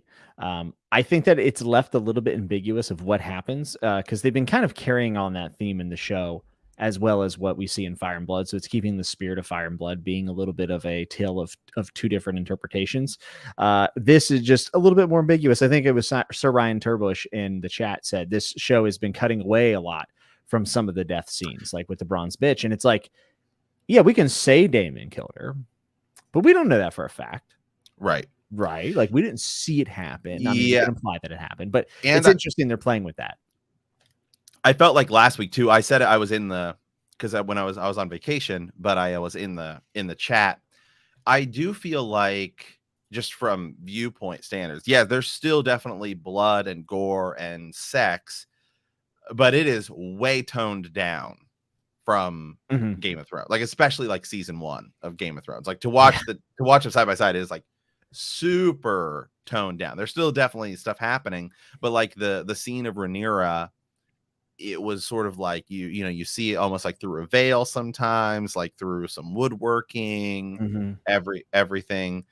Just an interesting choice, and it works on 2 levels. One, it makes it, even though it's still rated R show, it makes it less rated R, so it's more viewable, I guess, It's a by little a more larger tasteful audience. Yeah, it's definitely a little bit more tasteful. And it works so well from a writing standpoint because Fire and Blood is told through us through the like 2 totally different sides, so it still leaves it a little ambiguous, which is cool. Yeah, I think and that's like the spirit of the work coming through, and that's probably Ryan Condell's like work, right? That's his influence on this, as well as like the little subtleties, like just really tiny things last episode that paid off. And for everyone that said I was crazy to be so obsessed with the moon tea, just want to say turned out to be a pretty big deal. Now I know I went a little far and I was saying, well, what if Otto told the Maestros and then not Viserys? I know I went a little too far with that, but the big important thing, and one of my friends Lauren said this, she said, Rhaenyra is damned if she does, damned if she doesn't with the moon tea, because either she doesn't drink it to seem innocent and then gets pregnant, maybe, possibly, not for sure, right? Or she drinks it and then she looks guilty. And it turned out it didn't even matter if she drank it, because all it took was just a strong to say, hey, oh, I'm glad the moon tea didn't get drank. Good. That's great. Right. Yeah. Let's talk about Viserys a little bit, because man, he's I feel like he's now taking a little bit. Oh, the other characters are just coming forward a bit more. Yes. And so I think like episode 1 and 2, we were so viewed on him, but now as he's getting weaker and he's getting sicker. And then also maybe we can talk just a little bit about his legacy as a king, because I think it is interesting. We talked about it like before the show even started. Is he a good is he a good king, even to where he's at right now? I guess, because I almost say yes, just compared to some of the other kings. Well, it's funny in history. It's so funny you say that, because whenever he was going through his conversation with Lionel, which was really awesome, by the way, I really enjoyed that scene. I was just thinking, like, I wonder what the small people, not just a flea bottom, but of Westeros think of him, because they are living in times of peace. It's probably the first time they've been able to keep a farm and it not be razed and burned down and all this. Jaehaerys. Well, yeah, and that's fair. So Jaehaerys is there, and he has that good lengthy reign, but he's continuing that. Like, to them, they have to be like, this guy is like the moderate Targaryen. Like, he's what we need. Like, he's not starting wars. The crown seems strong, but like, if you're there, if you're in the court or you're on the small council, like, you can see the weakness. So I just wonder, like, what the general people of Westeros thought of him. But I think he is a good king that did not do a good job when it came to setting up the future, unfortunately. But is he wrong for naming Rhaenyra? I don't think so. No, I don't think so too. And I'm actually, I like that he is adamant in his, this is how it's going to be. And then he gives that proposal to the Valerians, to Corlys. Yeah. so the people who are there, the funny thing is sort of like the people who are who would be there, the realm that would be there during his reign would only know him and Jaehaerys, because Jaehaerys lives for so long that, you know, these people wouldn't be alive long enough to have lived for Maegor and Aegon, of course, and even Aenys.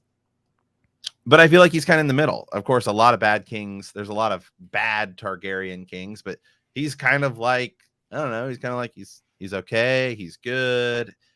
Nothing like terrible happens under his reign. A lot of terrible things certainly happen after his reign, and maybe you could say he's kind of like the, I don't know, the James Buchanan of the United States, right? It's like he's the one that sort of leads us into the Civil War, or causes it, I guess, right? So, well, here's a question: do you think Daemon sabotaged his reign in some ways? Oh, definitely. Yeah. Definitely actually actively sort of sabotages it. Yeah, even though he is trying to make the crown stronger and he wants the family to be strong, like that is Daemon's goal. It just so happens to turn out that the way that he's though? Oh, definitely. Or is it Daemon wants Daemon to be strong? No, I think he wants, because I don't think he even wants the throne. I think he just wants the family to be strong. And that's what he kind of talks about, like returning them to the dynasty, right? And him marrying Rhaenyra makes that stronger. And he doesn't even though he likes the Valerians, like there's a wall between the Targaryen and the Valerians, because even whenever Corlys is kind of shitting on Viserys, he's like, whoa, that's my brother. Relax. Like, we're Targaryens. We're one step above you. So I do believe that Daemon is all about the Targaryen family. I think he goes about it possibly, the wrong way. So his plan was to have Laenor Valerian and Rhaenyra marry. Mm-hmm. So, and in theory, when he dies, Rhaenyra would be queen, and then their children would take the those children would be like Targaryen, or no, those children Valerians. They would be Valerians, but then after that, they would all be Targaryens. Mm-hmm. Once they ascend the throne, if they were to ascend the throne, they would be okay. So it would so be they like would never rule like Augustus, right? They would never rule under the name Valerian. It would always be Targaryen, no matter what. Gotcha. Which it was just the way he kind of phrased it. I was like, hold on a second, wait, Rhaenys and Corlys's conversation was also really well done. I think those two have incredible chemistry on screen. Steve Toussaint, if that's how you say his name, is doing just such a fantastic job. I really like that he took a second to be like, did I overstep my boundaries? And Rhaenys is like, you're fine.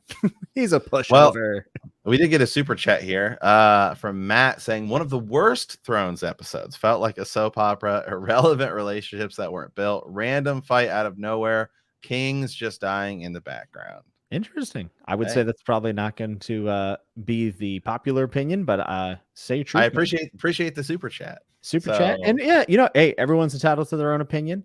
Absolutely. Hey, if it has a 9.9 on IMDb, well, somebody's out there not liking it enough to give it the 10. So that's right. No, and I am always willing to share, people who didn't like it, because I want to know why. Right. Yeah, I'd like the irrelevant relationships piece probably expanded on if that's going to be a fair critique. But like I said, there are people who think this show's terrible. So King just dying in the background. He does just kind of fall down. I think he's but this is what I mean. Like, this has been built over the season. Right. So I mean, I don't know about him just dying in the background. And plus, isn't that kind of like Viserys's entire arc, is that he is slowly fading into the background, into weakness, into death, as like everything's going into chaos around him. Like, and that's why like some people perceive him to be a weak king and not a good king. It's kind of interesting because to view him, and I think the person to kind of best compare Viserys to now, at least, is Robert Baratheon, because we have Game of Thrones and now we have House of the Dragon. And it's kind of interesting too, because Robert Baratheon, almost you feel like the same thing, where he feels like, I've gotten, he jokes about like, I've gotten fat, and gods, I was strong then, thinking about how when he was at war, that's when he really felt like he was at at his best, right? Yeah. Even though he still tried to prevent a war. He legit tried to prevent a war. Yeah, and also if you think about it, it's like they're kind of the polar opposites, but have the same feelings. You know, like Robert really succeeded whenever it was all about war and bashing people's skulls in, and Viserys on his, not his deathbed per se, but getting there, talking to Lionel Strong and says, "I wonder how I would have done in a time of war." Like maybe if I'd been held in the crucible, I would have been forged differently. And it's just always wondering what the other side kind of looks like. So even though in mentality, I think they're two very different kings, they're kind of both leaving very rocky successions for different reasons, but also wondering what it would have been like had it went differently. Well, we'll come back to that because we have a follow-up here. It says Cole's acting on the boat was horrid, though. The classic Thrones changed actors for a second, but I loved everything so far and have fought the stubborn fans to return home. Just disappointed. Okay. Hey, yeah. This episode was, I mean, to be fair, this episode, for at least action-wise, was a little bit, slower. It's a building episode. Yeah, I would just remind people that season 1 of Game of Thrones had almost no action. In fact, the one battle that is included in a Game of Thrones book is actually completely cut from the first season of Game of Thrones. Yes. And that season is fantastic. So me personally, I never, obviously I like the dragons, I like the wars and everything, but I've always been here for the dialogue. And these last 2 episodes have really delivered for me. And I actually thought Kristen Cole's actor did a really nice job, but yeah, he's what I can see, to be fair though, I will say I can see how it does feel like a big shift, I guess, but that's just because he's really been kind of in the background. The first time we see him, it's just kind of an action sequence. Like we're getting more, and it definitely felt like he hooks up with Rhaenyra in the last episode, and this time we get like the fallout of that. And what I will say, I did find it funny where he feels like, oh, I took this oath of chastity, and then like to look at, like, say, Jaime Lannister, hey, all it says is that we can father no children, which Jaime does, unfortunately. But it says, hey, all it says is we can't father any children. It doesn't say anything about we can't hook up. Yeah, it's also just interesting, at least from the book perspective, that Jaime constantly talks about Kristen Cole, especially in Feast. So it's pretty amazing that we're seeing like Kristen Cole come to live on screen, I think. Yeah. Very fair rebuttals. The season 1 has bored me. Hey, thank you. First of all, thank you so much for all of the super chats, by the way. Yeah, it's very kind of you. It's all subjective at the end of the day. You know what I mean? Like sometimes what resonates with one person might not resonate with others. I saw people say last episode was very boring. I thought it was the best episode by a mile because of so much symbolism that was brought forward. And this comment too here from Connor saying, I took this oath of chastity, but like want to run away and see the world with me. Yeah, I mean, it's like, what is going on in Kristen Cole's mind? Yeah. Let's just remember when we were young gentlemen or young ladies and we were lovesick over someone and the stupid things that we did and said. I feel like Kristen Cole was just too innocent to be in King's Landing. It was too good, man. Rhaenyra, he's drunk. He's in love. He's like, yeah, man. Rhaenyra did a number on him when anointing him to the Kingsguard, huh? Like that was something. We do need to talk about, and I'm going to talk about this probably until it's disproven full-heartedly. But it is weird that Otto Hightower is like, the king will not live to be an old man, as a fact. Now, you could say, well, he's seeing his deteriorating state, Jimmy. But to me, I say those gray rats were feeding on the blood at the end of the episode. And those little gray rats aren't doing any different type of treatment. I mean, they just don't seem like they're doing their job. And there's like a hesitation when Viserys goes to take the medicine to go to sleep that I thought, like, is he also having doubts now? Like, what are these people giving me? Or was he just sort of saying like the king at some point will die? Well, no, he does. He said like it might be days or weeks or years. He said, but he will not live to be an old man. I mean, to be honest, like I'm being tinfoily, but like I'm all in on. He's already kind of an older man. Yeah, I'm like, come on, he's got gray, But I feel like I can't trust the Maesters. I'm gonna keep riding this train until it derails. But yeah. let me see here some other comments. So something else we did see Damon and Lena Valerian and the beginning of that relationship. Yeah, very quick. Another thing is like Damon dances with her, talks to Rhaenyra, and then just in that brawl, he disappears. And I want to know where he went. Yeah. I want to know where Good he went. point. And it's just weird because like I thought like, you know, if you're watching this without any kind of context about the other stuff, right? You would think, oh man, maybe he's going to try to kidnap Rhaenyra here. And then the Strongs immediately being like, hey, you know, Harwin, go now. Little weird. And then we have the Strong talking to Alicent, scheming. I mean, the Strongs are such a good family in the story. Yeah, they are. Sorry, we're getting just got a handful of super chats there. Joffrey Valerian was Joffrey Lonmouth was the one who was killed, which is Laenor Valerian's sort of like partner, boyfriend, paramour, whatever you want to say. Then I got another one here from Thomas. Honestly, I'm enjoying House of the Dragon more than Game of Thrones, also loving the Valyrian language. It's kind of hard to compare the two seasons just because, you know, we're 10 years removed from Game of Thrones season 1. So, you know, technology and all the other stuff they built. But I've said before, I think that this show generally has a chance to be better just because, one, it's like finished, and two, I think it's a little more straightforward than Game of Thrones. Whereas like Game of Thrones, you have a lot of different houses vying for power. This is really just kind of like two sides. Yeah, and I know we're going to compare them because they're in the same universe, but they're such different shows. And like to take the first 5 episodes and basically build a historical prologue is a pretty absurd move in modern day television, and especially coming off of a series that was very close knit to multiple POVs that kind of went through very close knit every little step of the way. So yeah, I know that I'm glad that other people are enjoying it more than Game of Thrones, but for me, like I have a trouble kind of comparing them. Right. Cross. What do you think? And I'll ask this to the chat too. How do you feel now that we've seen, you know, half of the season 1, the pacing, given the fact that there's so many time jumps? So I guess the one thing that I feel like is that I'm really hoping that the time jumps kind of settle down now.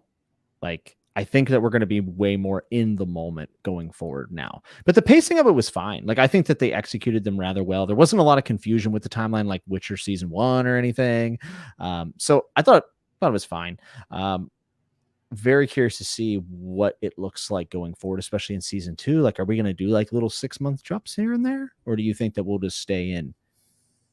Yeah, I think we're mostly done with obviously the huge time jumps. Mm-hmm. I do think we will probably have a few more, but I feel like it is going to be more like, okay, we finished a season, and then like the jump between like say season 2 and season 3 is a decent time jump. Yeah. And I feel like you could also begin to move, you know, you can also begin to sort of move events together. That maybe, you know, in Fire and Blood and everything, it's like, well, this is actually happens like say 10 years apart. I feel like they might just for TV sake begin to move some of those together. Obviously, there's a lot of marriages still to come. There's a lot of children yet to be born that need to age up and grow up, and something we've still got like 20 to 30 years to cover in Fire and Blood, which is crazy to think about. But I feel like we can begin to sort of move some of those things together. Yeah, for sure. And there will be changes going forward without a doubt. I think that I saw some people being like, you know, if they keep time jump, they're going to run out of stuff. And I'm like, no, they won't. Because if you have 40 years, let's say you have a 40-year history, you can cover 10 years a season. So you can do this. And, you know, this is a historical retelling. This is why it's so much different than Game of Thrones. Like, it is different because it's a different kind of story to tackle from the source material. And Ryan Condell, for better or worse, is trying to stay very close to the source material. So I always think it's interesting when people don't like the time jumps, but then will also complain about infidelity towards the source material. because the fidelity to the source material dictates that we have to do time jumps or this show would be 50 seasons and we're never going to get that. So it's just it's kind of damned if you do, damned if you don't, because there are people out there, if you change one thing from the source material, they think that means it's a bad adaptation, which is quite frankly silly.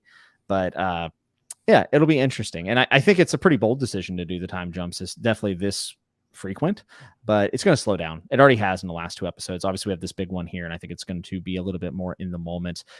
Again, for people talking about there not being enough action, I just really wonder when they started watching Game of Thrones.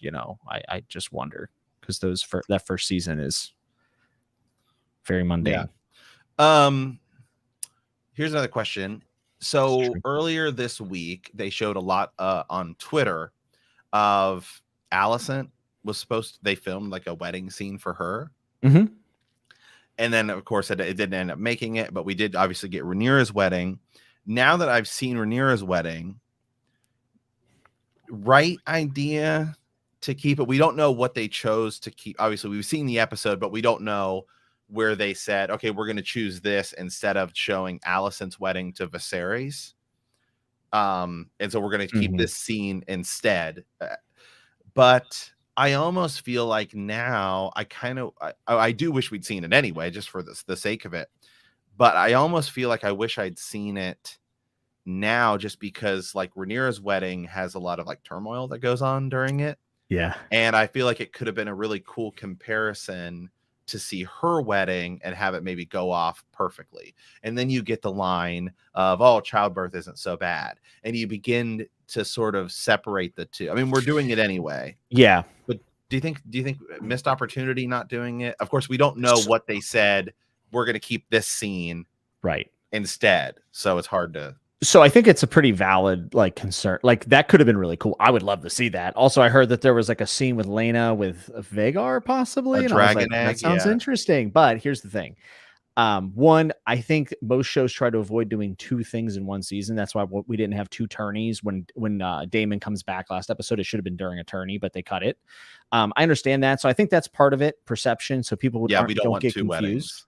But I also believe that they looked at the whole timeline. They didn't look at season 1. They looked at all the seasons, and we said, we have this many hours of television that we probably are going to get and that we want to tell. What's important?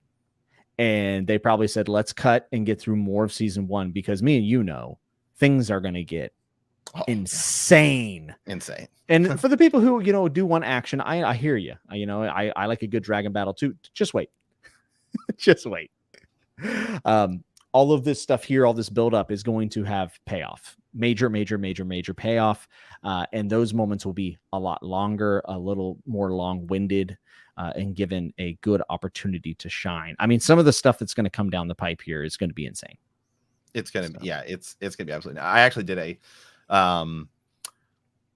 YouTube short and a TikTok on if we'll see faceless men or not in the. Yeah, I saw that. In the future, because I don't know if we talked about this or not, but the actress who plays Melisandre said that she would love to come back for Fire and Blood, or for House of the Dragon. And I've talked about this before, as I said, I think it'd be really cool to have the faceless men in it and then bring in the same actor who played Jack and Hagar, because they never really fully explained it. We still kind of don't know a lot about it, but you could have him use the exact same face, right? Or like turn in, because we don't know how long they last or anything, and they're going to be expanding on some of these things, and so I think it'd be cool. I think the faceless men is a really powerful thing to put in, though.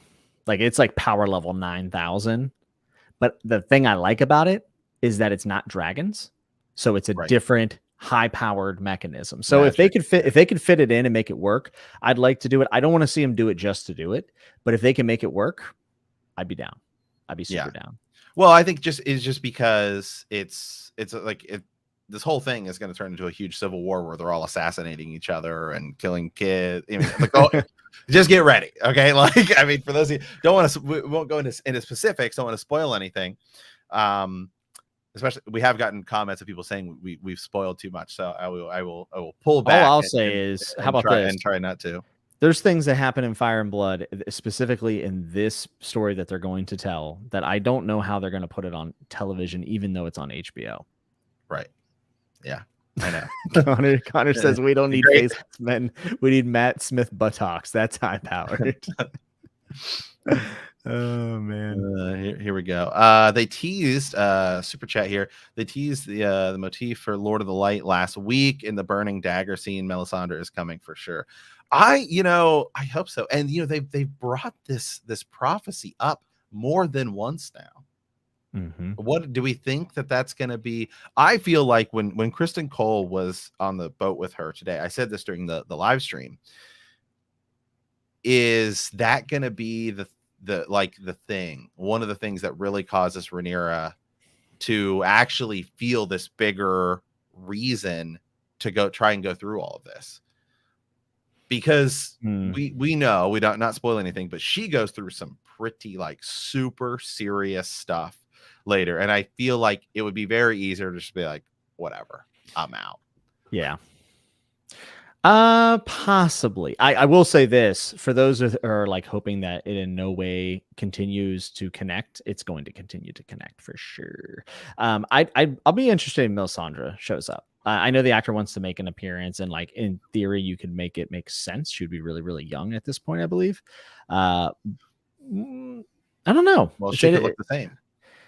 Yeah, and she could look the same, right? She could do, because it's magic, and who knows? Yeah. The Lord of Light playing a big role in this would be interesting, especially last season type things I'm thinking of. So I don't know. We'll see.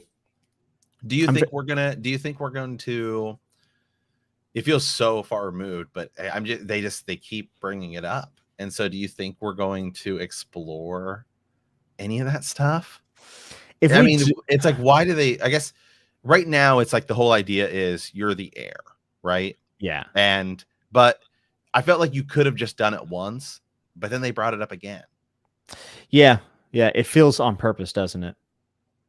Yeah. It feels more than just Rhaenyra, unless they begin to have Rhaenyra explore that idea, which I think is possible. This idea of, well, I am the chosen one, perhaps. Yeah. Because that is something that we see, and there's certainly alludings to in the Targaryens' histories, like Duncan Egg, and Aerion Brightflame tries to drink wildfire to turn into a dragon, and then of course Rhaegar, becomes obsessed with this whole prophecy. So if that's going to become a thing going forward, yeah, I just thought of something, but I can't say because it's a spoiler. It's a spoiler for Fire for and Blood. Future stuff. Yeah, I think that information could be used as a bargaining chip or a petty. Yeah, I can't say anymore. I could see it becoming part of the politics in a way. Yeah, maybe not Melisandre, but some sort of follower. Well, what's her name? Who we didn't see this episode? Mysaria. Right? Mysaria. Yeah. Yeah, Daemon's paramour. So she still has to come back. Yeah, and she has a totally different role to play. Totally different. Yeah, I mean, I think she'll probably still have the same title she does in Fire and Blood that we'll see, but she's doing stuff that was never put out in detail or in stone in Fire and Blood. So I said on my channel when I did the book versus the show, I think it was episode 2, I said that I felt like Mysaria was going to be one of the biggest changes, and I think it could be the coolest change that we see in the show. In the previews, in the previews for every week, in the weeks to come or whatever, they keep using the sound clip where Viserys has to choose between his son Aegon, his brother Daemon, and the Princess Rhaenyra. Is that next week? Yeah. Or is that even something that's going to happen? Well, but it feels like he's going to be forced with the decision coming up. Well, we know he's degrading, right? So I don't think it's a spoiler to say that something, I don't think he's going to be around much longer. But I remember prior to this season, whenever we were also hearing those kind of clips and who's going to be the heir and what they were trying to make it seem Rhaenyra, really heavy in the promo material. That was Rhaenyra versus Daemon, remember? And people were like, wait, are they changing it? And obviously they weren't. They were just kind of messing with us a little bit. But people thought that Viserys would be gone by now in season 1. A lot of people said episode 5, they're going to change it. Yeah. but he's having going to sort of be killed Stringer. around. Yeah, but he's going to be around next episode. And thank God, because Patty Constantine, what a performance. I think he's going to die in episode 9, just like Ned Stark dies. You think? In episode 9, which is like the big shift. Yeah, I think so. Because I think it's you do that, and then you can begin the huge power struggle that we all know is coming. That's going to be between Rhaenyra and Alicent. Yeah, I guess I kind of felt like maybe. I mean, that's the whole deal. Like, yeah, I hope that's not too spoilery, but that's kind of like the whole deal of the show is these two sides, right? Yes, and that green dress, my goodness. Yeah. God, I love that. I love that whole scene. I like the dance scene, like just the facial acting from everyone was really good. But yeah, I'll go ahead. I don't know. Viserys might bite the bullet next episode. I don't know. You think so? He might. When does Robert die? Is it episode 6? Or episode 7? Might be episode 7. I can't remember. It's been a while. We should look it up because they could have it like sync parallel up. Each other. Well, history is doomed to repeat itself. Right. Yeah. So anyway, what I was going to actually I kind of forgot what I was going to ask now. Sorry. But, that's all right. But yeah, I mean the shot of Alicent walking in. That's something they've been showing in the trailers a lot, and I guess I was to actually now see what that was way more powerful than I thought. Yeah, and also we saw like Kristen Cole punching. We're like, who's he punching? Remember, we were like wondering because that scene is not in the books, like you said. Like that happens. Yeah, it happens a few days sort of later at the tourney, which now I don't think we're gonna see. The preview for next week, by the way, it's a very significant time jump. Yeah, and that's what everyone's kind of said, right? That 5, and now we're getting like what is it, 10 years? It's like it's got to be 5 to 10 years the time jump because you see Aegon and who we didn't see today. I don't think at least I don't remember, but I mean Aegon is like he looks like he's like 14 or so in the next episode. Yeah, it's a pretty significant one. Someone asked what was the significance of Alicent walking in. What did it mean for Hightower? And Kira actually has it correct. Green fire to signal the Hightowers are going to war. Yeah, they said that. And that line I felt like because you felt like there's like tension and stuff's going on. I felt like the line almost got lost, but maybe it's just because I was doing the stream and so everyone's talking. Yeah. So I always have to it's hard sometimes to review it because I need to go back and just sit down and watch it without any sort of distractions. But that line was huge. Yeah. Yeah, it was huge. And also a much needed kind of like wink, for the people watching at home that haven't read Fire and Blood or don't know so much about the Hightowers because they're not really a big deal at all in the main series. I thought that was good. Yeah. Why show Viserys with so many health issues if he lives another 10 years? I don't know. My grandpa lived with dementia and everything else for like 10 years. Like literally, I remember like saying bye to him thinking that was it. And that dude lived another 10 years. So I don't know. Yeah, Lionel Strong, they've been building him. Yeah, dude. I mean, the strong camp is awesome because they've been kind of undercurrent through the whole first half of the show. And then we're going to see the Strongs really come to the forefront in the back half. And Lionel Strong's performance was excellent. What did you think of Driftmark and getting to see Corlys Velaryon with a little sort of, then like they all walk in together? I mean, they've definitely begun building like the houses and here's who the players are. Yeah, we're kind of seeing it kind of unfold in front of us. I think the Velaryons look awesome. I love their outfits. I think that they feel like a real unit when they're there. Whereas, sometimes the other families just look like a hodgepodge of like medieval people together. I feel like the Velaryons, like their outfits looked like they were real royalty. Like they feel like just as big of a deal as the Targaryens do. And it's so cool to get to see them on screen. It's awesome. Yeah. Okay. Well, let's do predictions for next week. Okay, I'll predict that Viserys is going to die next week. How about that? Okay, why not? That's your big prediction. Yes, and I also you didn't watch the preview. I feel like I'm at a disadvantage here. Okay. So I did watch the preview. We have the older actresses. We got to see some things look like looks like Damon and Lena already have children. And so gonna go with that. Yeah. I feel like we're gonna have to get this thing next week. This whole Viserys has to choose, right?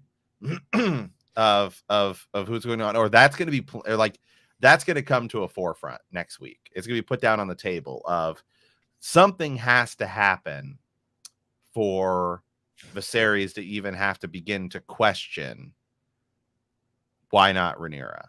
Yes, there's going to have to be a lot more of like Daemon messing around. Fire, some things that happen in Fire and Blood, just maybe perhaps tune out for a second here if you don't want some spoilers. But we did see the preview, so I guess take that with a grain of salt.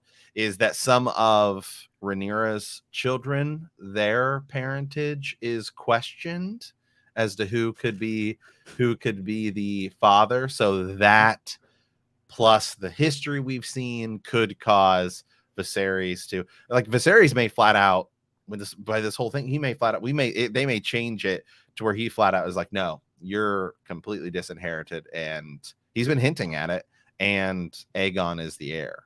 They could do it if they wanted to. They could go that route for the show. I am. Do you think that we're gonna do that? Do you think they're gonna? No, I don't think so. Or do you think it's gonna be left open, and that's what's gonna cause the? Yeah, I think it'll be left open, or somebody can take something he said, twist it, and then we'll dive in to the conflict. I think it's interesting right now, though, because like based on like what you're saying from the preview, a lot of people can see this as like Daemon, Rhaenyra, and Alicent, or Aegon, and I wonder how long they'll play this up. It'll be interesting. Oh, as like they're three separate factions. Mm-hmm. And I also am really looking forward and kind of House Valerian. Yeah, we need a long form conversation between Alicent and Rhaenyra next week. We do. Yeah. And is there anything else? Is there anything? Then we can kind of sign off here. Anything else that we feel like we need? Vagar. Give me Vagar. Yeah. He's going to be the biggest dragon by a mile. I want to see him. But I don't know. I don't know if we'll see him next week. Okay. Well, all right. Well, we'll take a look at knock out some of the chat here just to see what everyone's saying.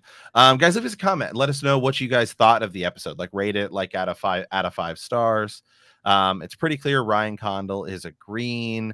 The rise of Aegon the Conqueror early scenes. Let me go see just real quick here what Twitter is kind of saying about the show here. I feel like I always get surprised because I thought a lot of people would dislike this episode, and then when I was looking as I was coming up here to get ready for the stream, it seemed like the reception was very positive, and I was kind of shocked because I thought last week was going to get dunked. I really did, and turns out everybody loved it. I shouldn't say everybody. There are obviously people who don't like it, but well, how would you rank them so far? Ooh, that's a hard one. So I would probably rank last week's still my favorite. So episode 4, and then I would probably go episode 3 this week, 2 and 1, I think, which is weird because I know everyone loved the pilot a ton, but I just felt like again, I like dialogue, so I would be happy with just a show purely of dialogue. That's why I like Succession. So for me, the dialogue heavy episodes feel like they are the best. Yeah, I think I have to go. I still go 3 is the best, right? Just because the crab feeder and, right? Am I messing it up? No, he kills the crab. Right. Episode 4, he brings the crown. Right. That's right. Yeah. So episode 3, I think is the best. Then I still have to go with 1 as the second best, and then I might go. Yeah, it's like they're all great. Don't get me wrong, but then I think I go 3, 1, 5, 4, 2. Yeah, I think it's a solid. It's always interesting to see how people react to the pilot too, because the pilot was very like quick, punchy, attention grabbing. Also, I'm always like really amused when people get upset about fidelity to source material. It's like a whole nother. It's a whole nother. Another thing. Okay, well let's take a look at some Twitter things. Sir Joffrey Loudmouth overplayed his hand. Oops. Oops. I will stick with Damon no matter what. He did not spook that horse and was simply giving Rhea a nice rock to rest her head on. No smashing was done. Hey, we didn't see it. It's alleged. We don't know. Dreaming about the oranges and Essos, and it's like a behind the scenes. Hey, that's you when you watch Rings of Power. Oh, that is to be fair. Same energy. Oh, here we go. Yeah, actually. Yeah, I was waiting for someone to pull that to make the comparison. Except the royalty comes from the female this time. Right. We all hate this guy now, right? You are surely armed, cut through my father's king's guard, take me to Dragonstone and make me your wife. Yeah, dope. Oh, the only wedding that matters. So yeah, interesting. Yeah, seems like everyone's liking it. The meme game is strong. The meme games are always very, very strong with this show. The meme game is strong. So okay, cool. All right. Well, with that, guys, I think we'll close up shop here. Jimmy and I will be back next week for episode 6. This is kind of like the big one, right? This is the big time jump. And sure that I have a lot more coming. I have a lot more YouTube shorts, TikToks, things like that coming. I'll have to knock out some Patreon content here as well. So stay tuned for all of that, guys. And remember that winter is coming.